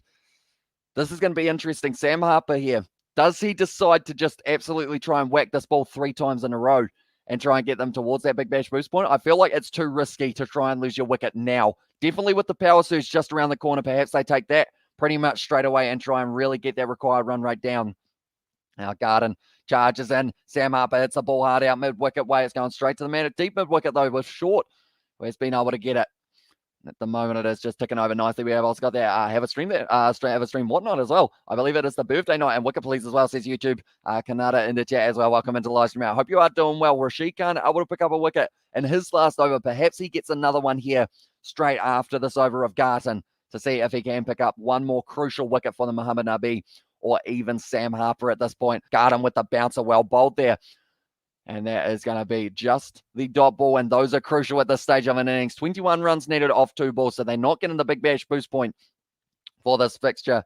But they might be able to still get themselves a win. Anyone who is new to the channel, be sure to leave a like and subscribe. We are currently sitting on 79. Our goal for the live stream was to hit 100 likes. We are currently 21 away. So if you haven't already, be sure to leave a like on this live stream. It is hugely appreciated. And we have got plenty more Big Bash action coming over the next couple of nights. The game tomorrow is going to be the Thunder taking on the Stars. Nice shot there by Mohammad Nabi. And this is going to be just the 2 runs there, cut off there by Weatherald as well. At the moment, Garton, this has been a better over from him. Only gone for the 5 so far compared to his first over where he did go for the 10. Who will win the match today, says YouTube. At the moment, the way that it is sitting, Renegades are 62% likely to win this one. But the only way that the Strikers can win from here is if they keep on getting continuous wickets. So they are probably going to need to have the Renegades about 6 down to really have a chance of being able to win this one. Garton bowling that one nicely. Mohammad Nabi once again whipping it off the legs.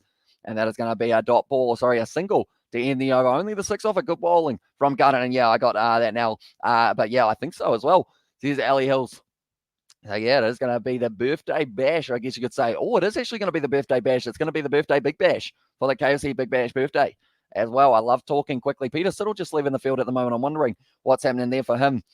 At the moment, they need 81 runs from 60 balls. It's gone over the 8 per over that they are requiring now. It's up to 8.1. It's getting closer and closer to this game, but that is the 10 overs. We have got drinks break now, and then we are back in for the next stage. The Adelaide Strikers, how much of a difference could that last over have made, getting themselves an extra maybe 7 or 8 runs? Would have brought them up to closer to that 160 mark. 155 might have been enough on the surface by the looks of it, but like I mentioned, they have still got a few very talented bowlers who have got overs up their sleeve. Daniel Worrell's still got 2. He's only gone for an economy of 6 so far off his first 2 overs. And also we have got there Canada, certainly not Canadian as well. Sets up Bash in there in the chat. And then Wes Agar also still has 3 overs left if they decide to bowl him. He went for 8 off his first. Peter Siddle going for 7 off his first over. And then Rashid Khan bowling 2 overs so far. Economy of only 4. And he was able to pick up that big wicket of Seymour as well with the reverse sweep he did attempt. But 81 runs required off 60 balls. So pretty much the Adelaide Strikers, they were going so well up until the point, Hamish, I guess it's 50-50 at the moment as well. Says Aiden, yeah, it's all down to what Rashid Khan can do in his last 2 overs and what Peter Siddle can do when he does get the ball back in hand. I look forward to it as well, says David there. But it is that big question of where is it going to either speed up for the Renegades or where is it going to possibly be their downfall like it was for the Strikers. We saw the Strikers, they had an absolutely phenomenal start after 10 overs for the Adelaide Strikers. I am just going to bring it up quickly here. They were sitting on 86 for 3 at the same point. 86 for 3, so they did very nicely. It will be interesting to see how it does go. We have got there, they're actually showing Elf, or they are showing Brad Haddon, or Brad Hodge, I think it is, actually remaking Elf there by the looks of it as well. He is a little bit embarrassed by the looks of it for that one. But do let me know, ladies and gentlemen. Tell you what, we're going to do a little bit of a miniature prediction. We normally do how many runs are they going to have at the end of the match. How many runs are the Melbourne Renegades going to have at 15 overs now? We don't know whether or not they're going to take the power surge first or whether they are going to wait till after the 15th. So do let me know your predictions, ladies and gentlemen. Are they going to have, they're going to have the 100. I think they will have the 100. I'm going to say they will have 115 after 15 overs, and I think they will have 1 over done of the power surge. Write it down, or I will write it down because I can't remember it. 115. And they will have themselves 1 over done of the power surge. Where's Agar now steaming in? Nicely bowled. And it is going to be the dot ball once again. 105 after the 15. 109 for Paddy Wagon as well. So I'm going pretty high by the looks of it there. But I will quickly star those so that I do know exactly how many you guys have predicted there. 105 runs for Sebastian. How many wickets down? Or we will tell you what, we won't go wickets down because I feel like that is very, very tough to predict. But we will just go how many they're on. So they're sitting on a current total of 69. So that would actually mean, now that I think about it for my prediction, that they're getting themselves about 40-something runs as well. And Hamish, first super over tonight. Imagine it. Would be pretty awesome, that is for sure. That's a nice pull shot played by Mohamed Nabi. Just ticking over nicely for them. They haven't been able to get too many 2s while he's at the crease, though, which is something that is a difference between Harper and Harvey there compared to Harper and Mohamed Nabi. Harper at the moment sitting on 31 off 29. Not in any hurry for this one, just trying to set himself up nicely so that when the power surge does come around, he will be able to really smack the ball hard. Although we've seen so many times already, only in the 4 or 5 matches that we have covered, pretty much the timing of your power surge, I don't think anyone has perfected it so far. Agar there bowling that one straight. Sam Harper, looks like they're going to be trying to run hard, trying to get the 2, and they are going to be able to get it. I should say, brilliant placement from Sam Harper to be able to get himself there. But super over, it would be pretty exciting to get to see it go right down to the wire for this game. Definitely because the difference between these 2 sides last time was only 2 runs. So it wasn't a massive split at all. You're crazy. My nerves can't handle that pressure. I'll have a heart attack as well, says Aiden. Although, to be fair, from here, if they do bring it to a super over and the Renegades haven't lost too many wickets, that's probably like a very good job done by the Strikers. But now charging down the wicket, Sam Harper, he doesn't get all of that one. It's in the air, straight to the man. That's the wicket of Sam Harper. And now the Adelaide Strikers, they pick up the wicket, and it was Wes Agar. Wickets are needed. A few quick ones as well. I'll do a 2-hour power nap after the stream as well. There's Sebastian there. Tell you what, it's been very nicely done there. So what time is it at the moment, Sebastian? Don't tell me. I do know this for Romania. It is currently sitting 12:45 a.m. Maybe. 12:45 p.m. It's lunchtime for you, Sebastian, isn't it? My shooter's off now as well, says Aiden. There is over. That is a brilliant ball from Wes Agar. Harper is walking as well. says Sebastian. So he is out for 33 off 31 deliveries. Caught by short, bowled by Agar. And now the momentum, it's 55% chance for the Adelaide Strikers to be able to win this game. It just shows how quickly a wicket can change things. Now making his way out to the crease. It isn't actually going to be Fraser McGurk here either. So they are just saving him for later on by the looks of it. And instead, making his way to the crease, I believe it is going to be Jonathan Merlo now, who is out there. Yes, it is. And we have got there. It's all downhill from here. My idea as well, says David. And also we have got there next is my pants. So it says Aiden. And also we have got there 5 more yawns to go. Says Jay for them to get bowled out. But they need now 8.36. I mentioned about 8.5 will be when the pressure starts to build. This is actually, the weird thing is this is looking relatively similar to what happened in the first match between the two sides as well. It was the Strikers who started extremely well. They had that quiet patch in the middle section, and then from there they weren't able to chase down the total. Is it going to be the same for the Renegades here? And I'll recall myself and put it on Discord as well, says Aiden. That is a concerning one. I don't think, have we got any children in the Discord? Hope not. Although I assume that is actually the private Discord to me, not the Discord with the group. I assume Aiden also we have got there. Do you think they can do 78 runs and 56 balls? It's all down to whether or not Nabi and also Merlo are going to be able to stick around, I have a feeling. Because if they can't, I think it is going to be a little bit of danger. They're still going to make up 20 runs here somewhere. The Strikers were sitting 3 wickets down for 94 runs. At this point, I'm glad I'm not on your Discord as well. Says Jay there. Oh, no, I thought it went downhill at 18 as well. Says Ali Hills there. And now it is going to be once again Wes Agar steaming, and he's got a little bit of a spring and a step. He's hit Nabi on the leg. And it is going to be just scampering through for the single fielded by Weatherald. It's going to be close. We did say for our predictions, I believe we had 109, also 105 as another prediction. And myself, I said 115. I went very high for that one as well. But the Renegades, just 1 ball left of this 11th over here for them. And if Wes Agar can pick himself up another wicket, I have a dot ball here. That will mean that the run rate does require, it will go up to about maybe 8.4 or somewhere around there for the final 9 overs of this match. They still have the power surge though, but I mentioned once again, it's taken that power surge at the right time. If you take it at the wrong time, it could be like the Strikers who lost a lot of wickets in a hurry. Nicely glided there by Merlo down to the man at deep third man, which is Rashid Khan, and that is going to be the end of the over, and they will be sitting on 75 for 3 after the 19th. Yeah, 18 is the turning point as well. Aiden doing the helicopter as well. Says Jay Hayes there in the chat, but Mohammed Nabi and also Merlo both need to try and build up a partnership once again. Does Rashid Khan get ball in hand? It looks like they're going to be saving him a little bit longer. And Aiden, Whiskey is kicking in as well, says Jay. And then Hamish straight in the group chat with Big R, Sebastian, and Katie too as well, says Aiden. So yeah, that would be an interesting reaction. I'll put the Discord link in the chat in case someone wants to join. As well as there's Sebastian there.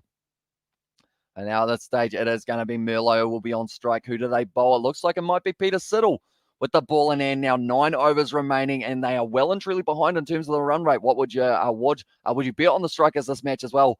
Says Andre. That's a great question. Aiden actually did. He put his money on them for this matchup, but I feel like before the match, I would have said yes. At this stage in the match, I'm still 50-50, and the prediction is actually about 50-50 as well. 52% chance for the Adelaide Strikers to win this one. Dot ball for Peter Siddle to start off his over, and also have you met Katie on here as well?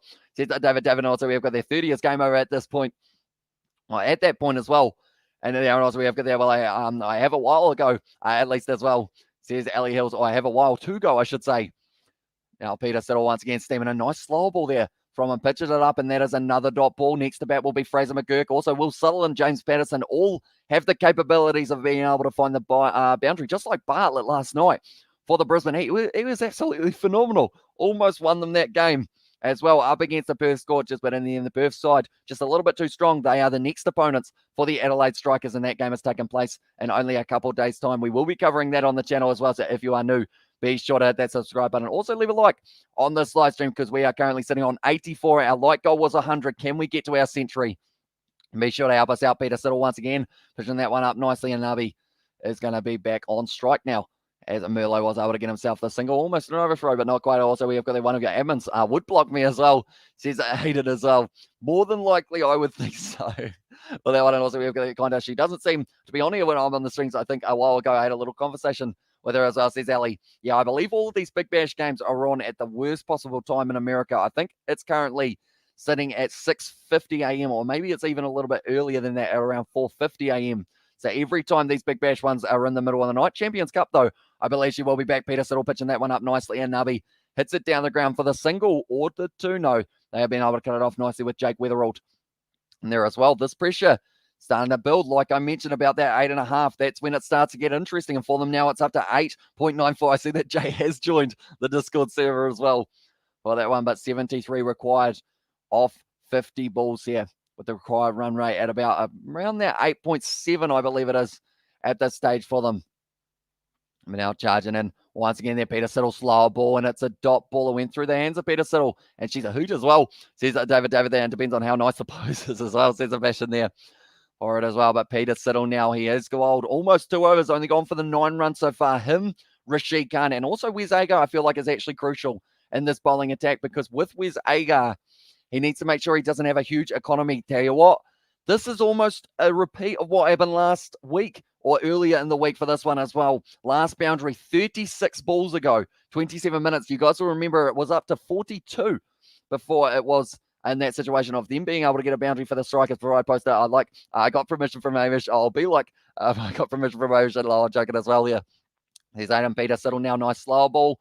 Running through. This is going to be a quick single, but they do get through, and that is the end of the over. 10 runs off the first 2 overs of Peter Siddle, and 78 for 3 here for the Melbourne Renegades. They are still sitting around that 100 and 2 for the Strikers they were on, but the 78 for the Renegades still a little bit of a difference. I bet 600 on the Strikers this time. Hope they win as well, says Andre. How much were they paying at the time that you did put the 600 on them, Andre? Because I have got my fingers and my toes crossed for you, mate, and hopefully they will be able to get the job done. And I'm sure I'll have a conversation with her at some point soonish as well, says Elliot. It's back to Rashid Khan at this stage now.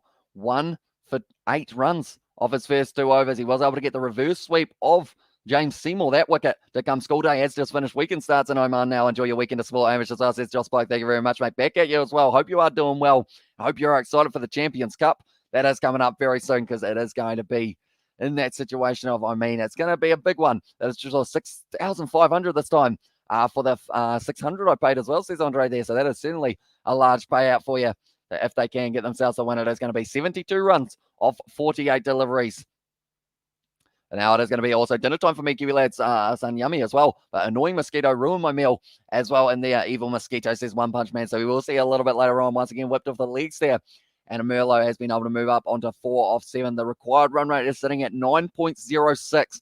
Continues to build up. Yeah, it was actually the widest delivery that Rashid Khan has bowled, and it was the one that he was able to get the wicket. We've also had quite a few balls that have been on the stumps for them as well, and also join the Discord, have a laugh as well, says David. I believe she is already in the Kiwi Lads Discord. That's a lobby shot there for Muhammad Nabi, but it is going to be falling safe, and they will just be getting the single once again sent back. There was Merlot, 70 needed from 46. It's creeping up there with 9.13 now as the required for them. But anyone who hasn't already, be sure to predict how many runs you think the Melbourne Renegades will be on after the 15 overs. They might take the power surge soon. It's going to be nicely hit there. And we always got the I'm in the Kiwi Lads Discord chat as well, says Ali, and also man, peace out, bro, as well. Or peace out, bro, as well, says David. David, did anyone notice I did actually change it to TKL? That is because I was running slightly behind and didn't write out the Kiwi Lads. Instead, I just did TKL. Fun fact there. Oh, that's out. That's got to be out. Rashid Khan picks up the wicket of Merlot. That was a brilliant delivery. It was the wrong one from the magician Rashid Khan, and he's been able to get it as well. Now, 70% chance for the Strikers to win this game from here. Nabi is going to be still at the crease, but Merlot, it's the wrong one from Rashid. Goes the other way, perfectly in the middle stump. Get it as well. And there says One Punch Man as well. Brilliantly done, Rashid Khan. He moves up now. He's got 2 wickets so far in his first 2.4 overs, and it is the LBW that he does get. Striker smash as well. I've never met a mosquito. That's not evil. I hate those flying little as well. There's a bash, and also we have got there in the chat. I see we have a nut job, or we had a nut job on Discord today as well. Says that David and Striker smash, and also Hamish, if Adelaide wins, please post something that says beware as well, says Aiden there in the chat. I'm hoping they can do it from here for you, mate, because like you mentioned, hopefully you will be able to get yourself a nice payout of $245, wasn't it, for your 140 that you have got on. That'll be nice for Christmas as well. Squiggles as well on the damn Paddy Wagon has said Squiggles as well. Now they are going to need 9.55 and over. This game is not over yet, though, because of the fact that they have still got Fraser McGurk, and Muhammad Nabi can hit a long ball, I should say, as well. 135. He's 16 years of age, Fraser McGurk is, and he was taking a screaming catch like he did the other day. He is certainly an exciting prospect for the Big Bash in the future, but he's facing Rashid Khan. Being able to block that one relatively nicely. It's always hard to try and read what way Rashid is going to be spinning the ball. They are currently sitting 25 runs behind what the Strikers were sitting at this stage, but they were also 4 down, so the wickets are starting to fall just a little bit. Rashid Khan now bowling it beautifully, or watching the ball very nicely though there for Fraser McGurk. Rashid Khan trying to do a little bit of the keepy up. So that's the end of the over, 80 for 4 now, and it is 13 overs gone at this point in the match. They are still going to need a few more here. 10 runs and over. Renegades will win as well, says Vishlaweth. Hopefully I pronounced that not too badly, but do let me know how many wickets down are they going to be when they do get the win here. Need a few 6s and 4s and no balls as well, or a few no balls as well. And also, wait, did you say he's only 16? I think that's what I heard, which just makes that catch that he took the other week even that much more impressive. If he is 16, but they're showing there the wrong in from Rashid, just ends up taking the pad. There was nothing but the time that the finger was going to be going up by the umpires. If it wasn't up, as well, there goes my pants. I just got my shoes, socks, and my underwear left as well. Says Aiden, they are showing there. That is cleaning up the middle stump, or actually it bounced a little bit high and went to leg, but it is still going to be definitely out. And Rashid Khan able to pick up the LBW, and the Strikers there, they were very excited about that one. The men in the dugout did end up running the drinks out as well. Rashid Khan at the moment, he has got a big smile on his face. Talented player, that is for sure. Also, we have got their laughing emojis from Paddy Wagon. And now, at this stage, can he get himself one more in the last one? And also, we have got there, you can leave your hat on as well, says Jay there in the chat. But Daniel Worrell now being brought into the bowling attack. So important that they keep this pressure building. They're already 10 down. Big full toss there from Daniel Worrell. Was it a no ball? No, it's not. And now, because of it, it is going to be just fielded in the deep at square leg by Rashid Khan. Worrell, he is sitting on 0 of 13 of his first 2.1 overs as well. So these guys at the moment for the, I was about to say the Hobart Hurricanes, but for the Adelaide Strikers, Matt Short, actually the most expensive bowler, and he's the part-time spinner with 8.5 as the economy. George Garden going for 16 so far off his 2 overs, and then Rashid Khan, he's only going at 3.33, which is really affecting that economy rate. Peter Siddle only going at 5, and Wes Agar picking up a wicket, but also only going at the 7 as well. Daniel Worrell now charging at it. It's the slow ball off the edge. It's going to be safe, though. It goes to the man at third, man Agar. And who sang that song? Somebody, Crocker as well. What's his first name as well? You can leave your hat on. Someone Crocker. Is it Wendy? Wendy Crocker? No, that's not a name, is it? Is it? Crocker. Crocker Smith? No, that's Quacker Smith. He plays South African rugby. Tucker is Les. Les can be chased as well. Says Vish Lawaf there as well. And also we have got there. Actually, I'll probably regret it in the morning, so maybe not a good idea. To be honest, I would love to see BKR's reaction, though, if I did post it in the group chat as well. Says Aiden, I feel like it will go one or two ways. It would either go well for you, or he would end up like talking about it every single time he ever sees you in the chat for the rest of your life. But now deep square leg, fielding that one once again, Rashid, and it is just going to be the single. So now the required run rate, it's creeping up. 10.3 needed now per over for them to be able to get themselves the win here. The Melbourne Renegades. This is actually, I guess you could say it's identical to what happened to the Adelaide Strikers. Was a bloke with the last name Crocker, I think. Joe Crocker, or Joe Cocker in there from David. Was it Cocker or Crocker? For that last name, do let us know. But now Worrell at the moment, he needs to make sure he gets out of this over without any more boundaries or anything. It's a short ball hit nicely by Fraser McGurk. Struck well out to Rashid Khan, who has got the bullet arm. And they get through, and that was almost a run out for him as well, which is incredibly impressive that he was able to throw it in. David, that's him as well, says Jay there. The last 34 balls, 26 runs, 3 wickets, and not a single boundary for them so far. So that is something that happened in the last match. We know that that was what happened to the Renegades when to the Strikers when they were trying to get a decent total for their chase, but they just weren't quite able to do it. Now they are sitting in the box seat to be able to win this match. But it's still 25 difference. That's a good shot there from Mohamed Nabi. No, it's not. Going to be taken by Weatherald. And it is a brilliant catch there. And now Worrell has been able to add his name to the wicket takers list. And they are 5 down now, the Renegades, and they are struggling. We have got there David Pushin for Employee of the Month as well, says Jay there. And at the chat, and also we have got there, my pants are wet. Let Renegades win as well. Vish Lawath. Unfortunately for you, mate, though, that is just going to be another wicket. The run rate for them in the last 35 balls, the last 6 overs, has only been at 4.46. And now Mohamed Nabi, he is out 12 runs off a 14 striker smash as well, says Jay. And that is a massive wicket to have there for the Melbourne Renegades to lose, because now they are getting now into the middle order / closer to the tail order. They have got Will Sutherland, who will be making his way out to the crease, more than likely, and also Fraser McGurk will be with them as well. They won't get to 100 before the end of the 15th over as well. Says Sebastian, yeah, it's looking like it is certainly going to be changing momentum here. They have got one more over to do so, and they would have to get around 20 runs off 7 balls. Will Sutherland, though, he has got the power to be able to do so. We're sitting on 89 likes as well, so if you haven't already, be sure to leave a like and subscribe. We are sitting on 89. We are trying to hit 100. We're trying to get our own century on this live stream, so if you haven't already, be sure to hit that like button and also subscribe, bro. The money's terrible as well. Says David for the employee of the month. It is indeed. At this stage, it is pretty much non-existent for the payment. I feel like one day I do want to try and find a way of getting something going now, like, because you guys do a lot of work, the moderators of the channel.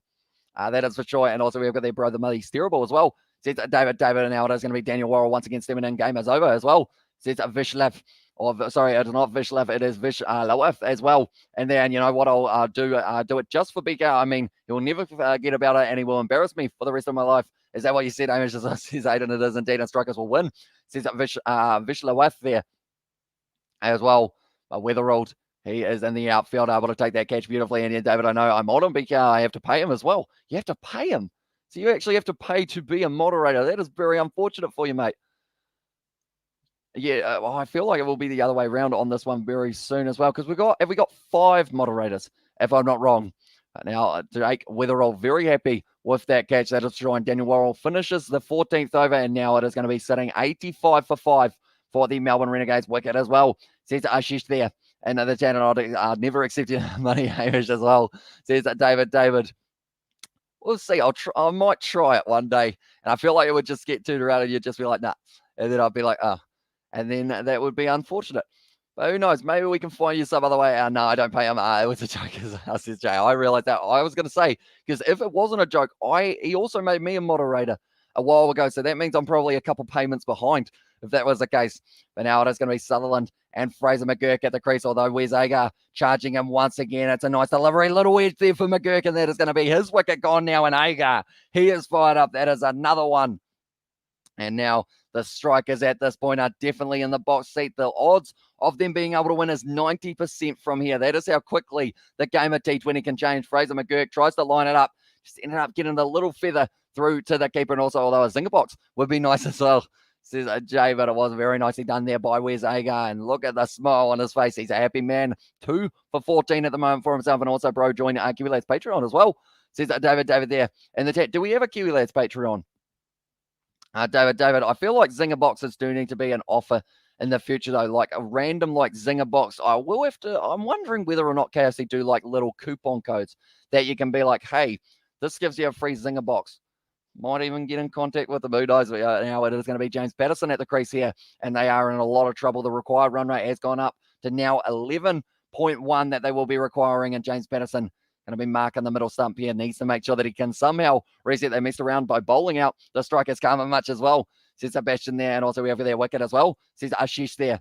And the chat, he is a little bit ahead of the rest of us, so I'm not sure whether or not that is the wicket that we just saw or whether it is another wicket coming up. But please do try and wait about 20 or so seconds before you mention the wickets, just so that I do end up still being a little bit surprised. Amish, it's a miracle as well. Says Aiden, it is indeed Will Sutherland. He is not going to be on strike, but instead Patterson. And no, sorry, we don't, Amish, as well. Says David there. And a jabber now. That's going to be Wes Agar once again steaming in at the moment. They are in a good position. It's going to be hit nicely by James Patterson. Just the dot ball, though, for that one. But Wes Agar currently sitting on 2 for 14.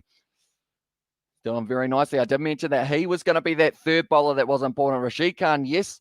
Also Peter Siddle, yes. But Wes Agar here, he has had a good one as well. I hope you're not spoiling it. You did that on the BKR stream also as well. Says that Jay Hay there in the chat. But anyone who is new to the channel, be sure to leave a like and subscribe. We're trying to hit 100 likes on this live stream, trying to bring up our own century, which is what the Melbourne Renegades are trying to do at the moment. Tell you what, let's see if we can do it. They are sitting 15 runs away. We are sitting 10 likes away. That was almost an edge. They did end up missing that ball. Can we hit our 100 before the Melbourne Renegades can? Anyone who hasn't already, be sure to leave a like. They are 15 away. We are currently sitting 10 away. So we are just a little bit ahead of them in that regard. But if you haven't already, be sure to hit that like button. Let's see if we can do it. See if we can chase them down here and at this one before they get there. The Strikers were already sitting 116 at this point. But the Renegades now, they still have the power surge up their sleeve, so perhaps they will end up going there. He got 300 seconds bing bong as well. And the chat there says Jay Hayes there. And also we have got there, let's get over our century and like, so let's get smashing it. That's a take. That's a catch and a half. And Patterson, that is another wicket. And bing bong in the chat says a bash. And what a wicket. Where's Agar? Able to pick up his third now.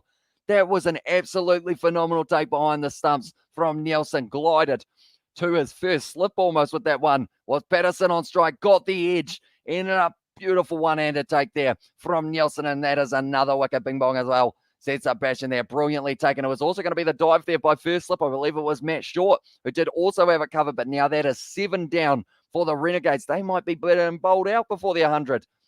Meaning on how it goes, but Patterson, he is not happy. He's got himself a duck. Did he get a duck in the last match?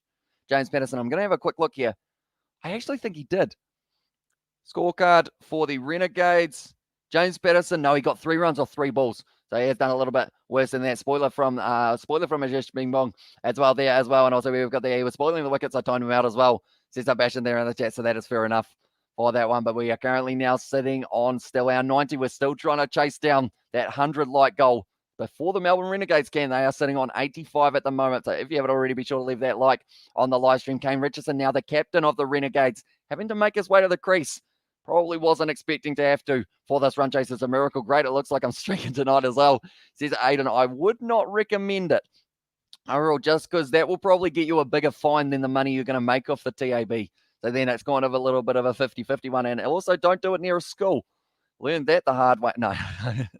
Also, we have got the we'll come back and say, sorry, I didn't mean to do it. I get excited as well. That's going to be nicely done. It's going to be the wide, though, from Wes Agar. Currently sitting 14.4 overs through this match, and that is going to be an extra run for them as well. We have got the laughing emojis from Sebastian there as well. Agar is sitting on a 3 for 15. He's been bowling extremely well here. Where's Agar? I'm not sure what his best bowling figures are for T20, but he's certainly getting up there at the moment. To win, they need 64 runs off 32 balls. They still have the power surge, but they also have 2 men at the crease who have not faced a single delivery yet for them as well. So Kane Richardson, he needs that long ball, and he probably needs to take the power surge very soon. He's tried to smack that one down the ground, but he misses it. Wes Agar at the moment, he's bowling this one very well, only with an economy of sitting around that 5 runs per over. Rashid Khan at the moment also doing extremely well. And also we have got the Hamish, you're not allowed to hear schools either, Hamish, as well. There's a match and Sev knows what I'm on about. As on the chat and Hamish, I'm coming to streak around the whole of New Zealand. That would be a long streak. That is for sure. That would take a lot of effort. Are you streaking from your car or are you streaking from the walking? Because even like walking 30 minutes up the road by driving, that's about 6 hours of walking as well. And Loss and there as well, says Jay. And now Agar, can he close out this over without going to the boundary? Rashid Khan, he will be getting ready to go as well. That's a lot of walking as well, says Elliot. It is indeed long way for that man. They are sitting on 86 runs here for the Renegades. And evening as well, says Hamish Spencer. Welcome into the live stream, mate. Hope you are doing well. The Renegades at this stage, they were in the box seat to win this match. There's a 1% chance now that they win this game from here, according to the predictions. Down the leg side, and once again, it is going to be the wide. Agar just getting the radar off just a little bit. It's cold New Zealand shrinkage mate as well. Sees that Jay there. At the moment, with Agar, even though he's had about 3 wide so far, he has been bowling a decent line and length. It is just going down a little bit on that leg side for a couple of his previous ones. They need 12.2 runs per over to be able to win this game from here. Richardson, he has not got a run off the bat. Sutherland, he has not faced a delivery yet, but he has seen a couple men at the other end fall over. 2% chance for the Renegades to be able to win this one now with that wide going in. Hard by Richardson. He hasn't got all of it, but it is going to be just falling safe, and it's a misfield there for the striker, so they will be getting back for 2. And Garton is able to cut it off. Very nicely done there by Richardson, finding the gap. They actually only ran the 1 there. So I believe they are going to now be taking the power surge. Time for Eon as well. Says to Jay Hayes, how many was I up to? I'll become famous for the only person to streak, run, and hide from Australia to New Zealand as well. And they're from ADELAIDE, so there you laugh at emojis there and bring better stuff with you as well. Says Ada or Paddy Wagon also, regardless, or Renegades are hopeless, just like the Palms as well, says Amy Spencer. That's the thing. With the games being that close together, 7 I am up to there for Jay. So I've actually had 7 yawns in this one, and that is how many wickets down they are. I feel like there is another one coming, 6 yawns, I think. As well, says Paddy Wagon. So maybe we've got another one coming up very soon, but Matt Shaw, they are chatting to him at the moment. He wasn't able to pick up a wicket in this game, but he did pick up a very good one for himself in the last one.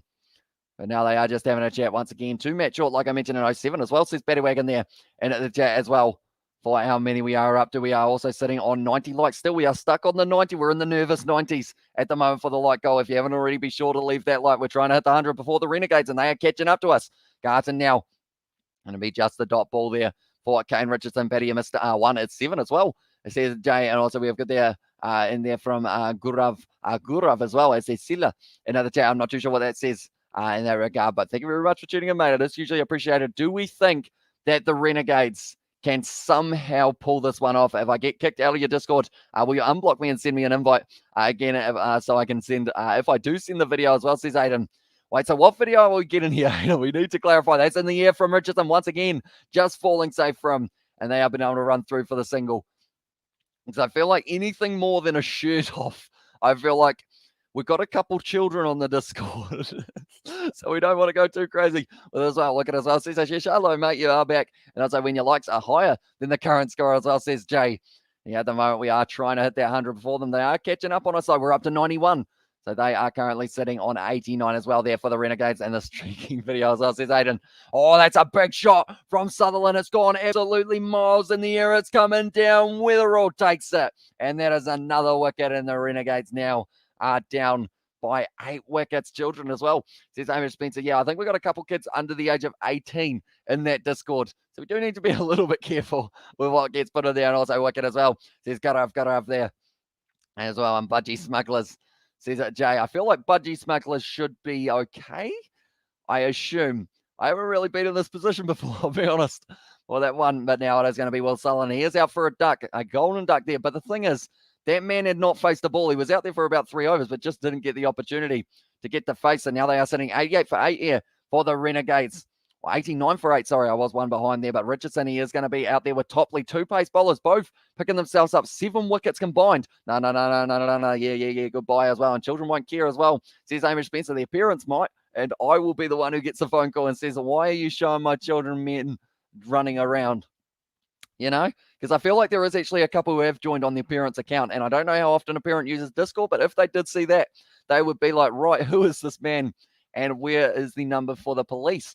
But now Reece Topley has only got himself 2 runs so far in his BBL career. Not a huge amount. I believe that was actually almost in the last match for him. Topley, he was not out 2 off 2 for that man. So now it is going to be Garton who has been able to pick up his first wicket of the day. Can he get himself another, sitting on 1 for 17 at the moment, charging in and now just trying to whack that ball as Richardson. He knows that they need plenty of runs per over. It's up to 13.6 here for the required run rate. The current run rate is only going at 7.4 as well, or 5.74.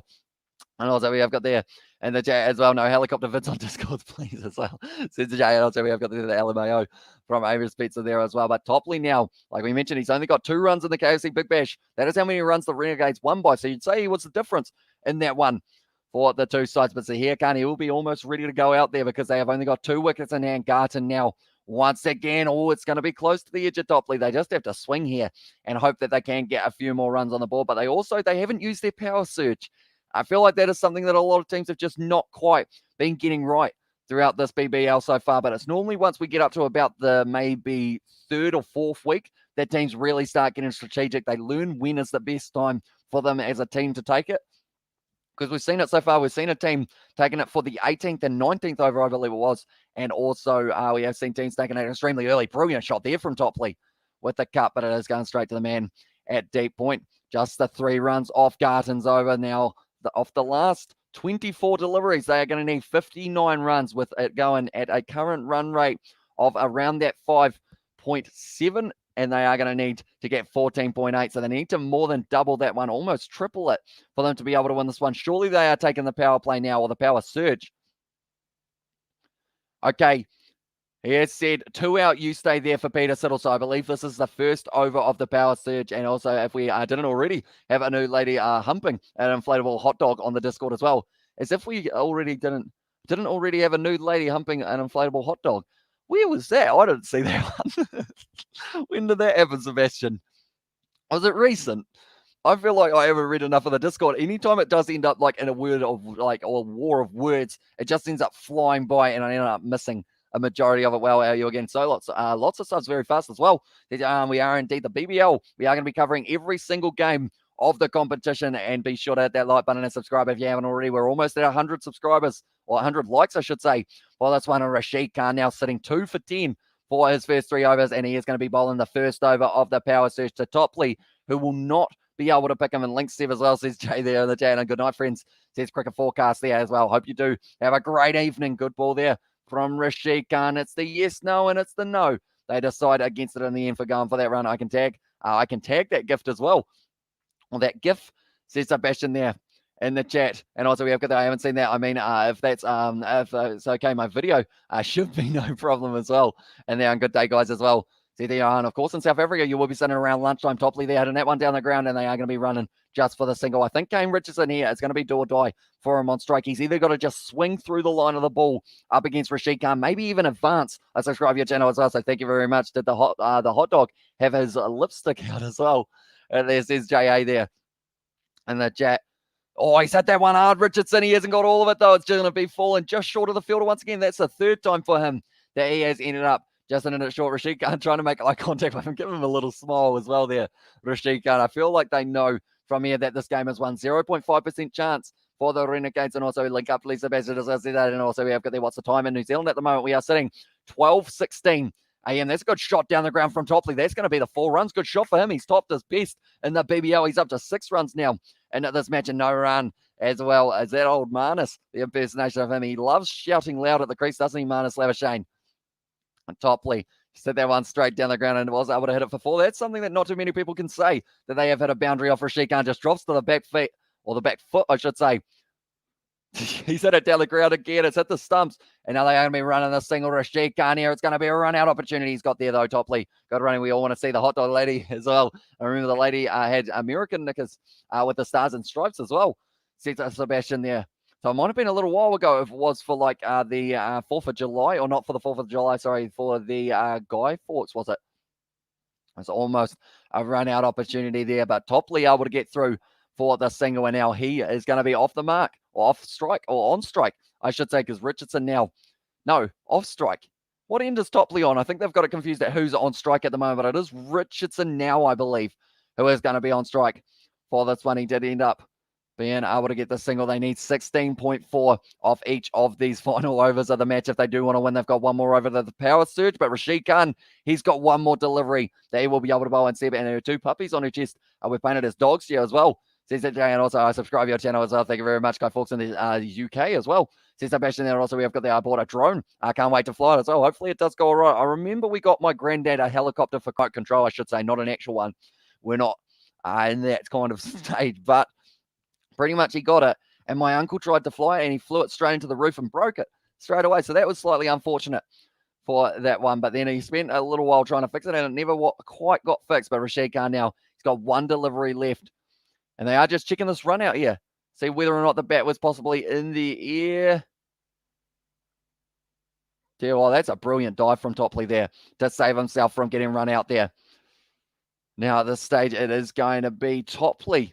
No, sorry, it's Richardson who is on strike. They keep on saying it's Topley who dove, but it was Richardson who was able to do the Superman dive and get himself inside of the crease. They're just checking whether or not the bat is in the air. I believe it was down, though. So I feel like for him to be called, okay, I would say I think he's safe if we move on from that one. I believe that batter's down. I can't remember bro, or if she even had one as well. Says Sebastian there, and where are the Adelaide Strikers from? We're in Australia. They are from Adelaide. They're from Adelaide. So pretty much that is, you're going to have to help me out here, guys, from Australia. What region of Australia is it? I think it's kind of, I want to say it's on this side, out to that side more, which is on the right-hand side of the island. I feel like this is fine. They're saying it's elevated when the bails have come off, but I think he's got it down here. Kane Richardson, I think we move on South Australia as well, and they are from Adelaide as well in there. And also we have got there South Australia, says Hamish there in the chat. Is it South Australia to the right or South Australia? I know that it's not South Australia to the left because that's Western Australia kind of region, isn't it? So it's kind of more to the right. Right. What are we checking? Not out is the call. I thought that might be the case, and now it does mean that Richardson, he will be on strike to the final ball of Rashid Khan here. Can he hit him all the way to the boundary? It would help them out big time because they need 16.42 off their last 3 overs after this one. He's swinging through the line of the ball, Richardson, trying to absolutely mammoth it and they did not get themselves a single. South Australia itself as well, says Amish Spencer there in the chat. For South Australia. And now at this stage, Rashid Khan, he's having a bit of a chat to Kane Richardson, but that is the end of that over. The first over of the Power Surge. It's next to Victoria as well. And come on, guys, let's get over 100 likes as a comment from Johan. We are currently sitting on 94. We're only 6 away from being able to hit that 100 on this one. We will be able to bring up the century. They are sitting on 98, though. We were given the race against the Renegades to see who was going to be able to bring it up first. So if you haven't already, be sure to quickly hit that like button. Let's see if we can get our century before they are able to do so. Topley at the moment sitting on 70 is on strike to Peter Siddle as well. It's next to Victoria as well. There says Amish Spencer. Now at this stage, Rashid Khan finishing 17 off his 4 overs, 2 wickets, 11 dot balls as well. Extremely impressive for Rashid Khan there. 5 wides bowled so far for the Adelaide Strikers. I believe about 3 of those was Wes Agar, unfortunately for him, but now it is going to be once again Peter Siddle steaming into the crease. South Australia's near Perth down to the bottom of Australia as well. It's hit nicely down the ground, dot ball, and Peter Siddle able to stop that one from going through. We're on 97. We're getting closer and closer. They are on 98. Going to be a race for the hundy between the two sides, but 52 runs needed off 17 balls now. They need 18 per over here. This is going to be very tough for them. Definitely with the power surge. This is the final over where the fielders are only allowed 2 men outside of that circle. But the wickets for BBL, 10. Peter Siddle able to get himself 19 wickets. He is the captain of them now. Oh, it's a dot ball once again. Well bowled for Peter Siddle. And we others got there was no bra. If it's the same pick we are talking about as well.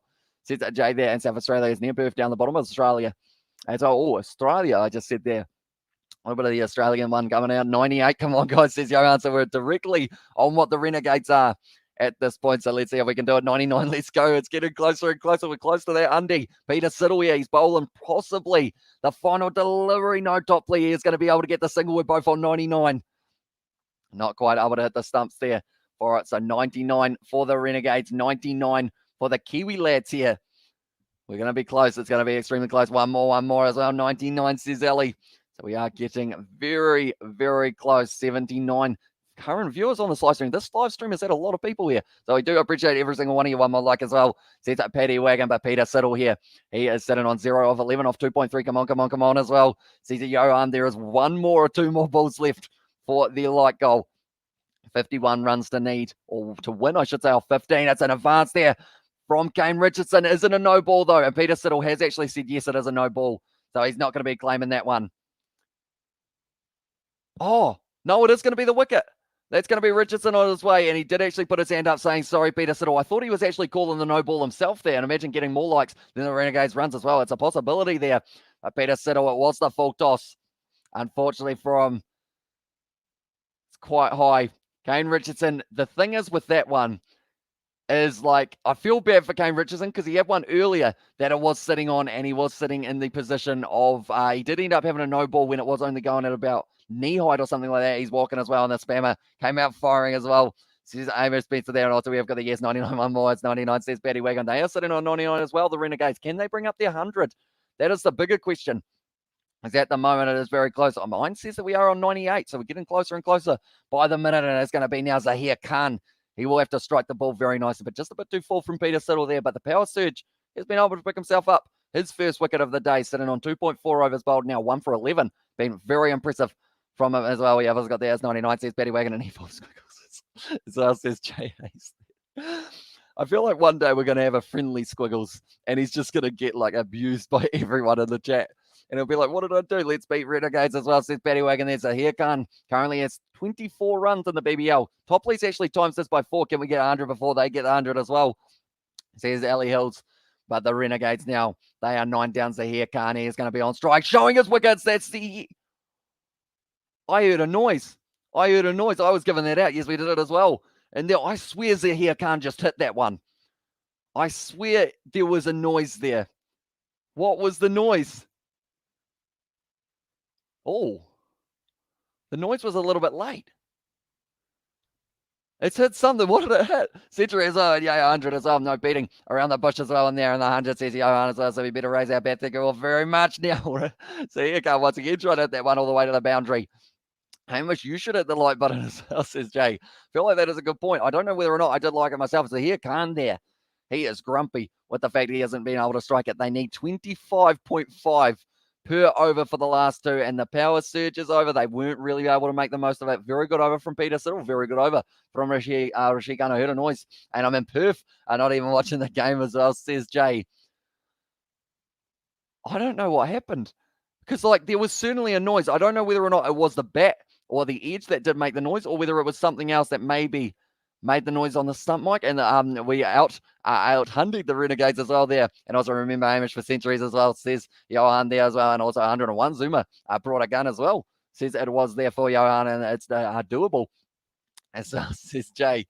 So it's a possibility if this goes 6-6-6-6 for them. But Topley is on strike. What can he do? He's missed the ball, unfortunately, for him. It's our second century as well. I wonder how many we will have throughout the BBL. That's the thing. We've actually got as many centuries as teams have not been able to make centuries so far if they get bowled out for 99, because the Melbourne Stars, how embarrassing. It's like watching the English play as well. Says David Spencer, you just had to quickly jab that one in to bring on Leachy. As well, says Jay there in the chat as well. And now at this stage, anyone who doesn't know what the game is tomorrow, it is going to be the Melbourne Stars taking on the Sydney Thunder. He's missed the ball again, Topley, unfortunately for him. He has got a strike rate as if it was a test match, sitting on 8 of 11 at the moment here for him. But pretty much, yeah, anyone who doesn't know, we are going to be covering the Melbourne Stars versus the Sydney Thunder game that is taking place tomorrow. And it should be a very, very exciting one indeed. Then the other games that we are covering the day after, we've got the Sixers versus the Hurricanes, followed by the matchup between the Scorchers and the Strikers. Get him 1,000 likes. That's the next challenge as well. Cesar Johan there. And then the game on Sunday, it is going to be the Thunder taking on the Stars and the Heat taking on the Renegades as well. So it should be very exciting. Worrell now bowling. Topley connects with the ball that time. And it's going to be the single, just the single, decided that they do not want the run out here. And Zahir Khan now will be on strike for the final 9 balls of the over, maybe, or 9 balls of the match, I should say. He'll probably face about 6 if he does end up being able to stay out there per smash. As well, says Jay, are they getting bowled out? The thing is, Adelaide Strikers got bowled out for 149 after 19 overs. It's looking like the Renegades might get bowled out for a lot less, but they could be off that 19 as well. So depending on how this next 3 balls goes, maybe they'll have identical amounts of balls that the teams will be facing. And when will the next Rugby Down Under podcast come out as well, says Harry Jones? I believe it's going to be next week. We didn't get a chance to film this week due to all of the different sports that have been on just during the week. So I think it is going to be next week that the next one is coming in. And it's going to be the guest that is bowled out now. And Zahir Khan goes for the duck, and that is the win. The Renegades not able to get this one done. They were able to get the 100 though, and now it is going to be over. We have got the Azara Striker in Queensland named Aiden as well there, and I feel like they should probably try for even 200 likes first as well. There says Ali, but that was brilliantly done. The Adelaide Strikers in the first matchup between the two sides, they did end up losing the game by 2 runs. This game, they were able to win it by 49, so relatively comfortable for them in the end. And it does mean now that they have been able to bring up their first win so far in the KFC Big Bash. So that will move them from 5th because they got that Bash Boost point for themselves as well. They will actually move up right into 2nd at this point as well. And I think this will be the first stream where both teams get bowled out as well. I think it is, to be fair. So I'm wondering whether or not it will become a common occurrence or whether or not it will be just kind of a rare thing for kind of recently. But we have got their cheers for the stream comment as well. I appreciate you being here, Jay. Hope you did enjoy it. And if you did, be sure to hit that like button, even though I know that you would have already. You were part of the century, and it is very much appreciated indeed. Hope you guys will be back for the live stream tomorrow night that we are going to have for the Melbourne Stars. They will be taking on the Sydney Thunder. Thanks, Ham, for the stream as well, says Betty Wagon. Are we on Thursday today? Now we're Friday, aren't we? I think we're Friday. And do you know a channel called vidIQ? I have heard of it, but I haven't actually seen it. At the stage, and thanks, Sam, for the stream. And also we have got the 149, 100 no wickets showed as well. Looks like a basketball score as well, says Sebastian. That is true.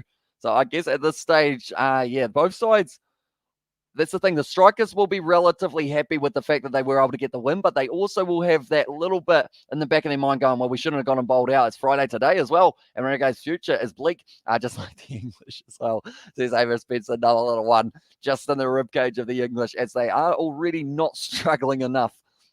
That is over. Nonetheless, do appreciate all of you for tuning in to this live stream. Both sides getting bowled out. Like we mentioned, something that we were not expecting the Ashes is going to be tomorrow, though. We are expecting that day 3 of it getting underway, and then the BBL tomorrow night. It is going to be the Stars taking on the Thunder, and what should be a very exciting one indeed. We have got their cheers for the stream. Hamish, fabulous job. 10 out of 10 out of 10, as well, says Sebastian. But yeah, thank you all very much for tuning in. If you are new to the channel, be sure to hit that subscribe button. Also, be sure to check out the Kiwi Lad Sport as well. It's Thursday in South Africa as well.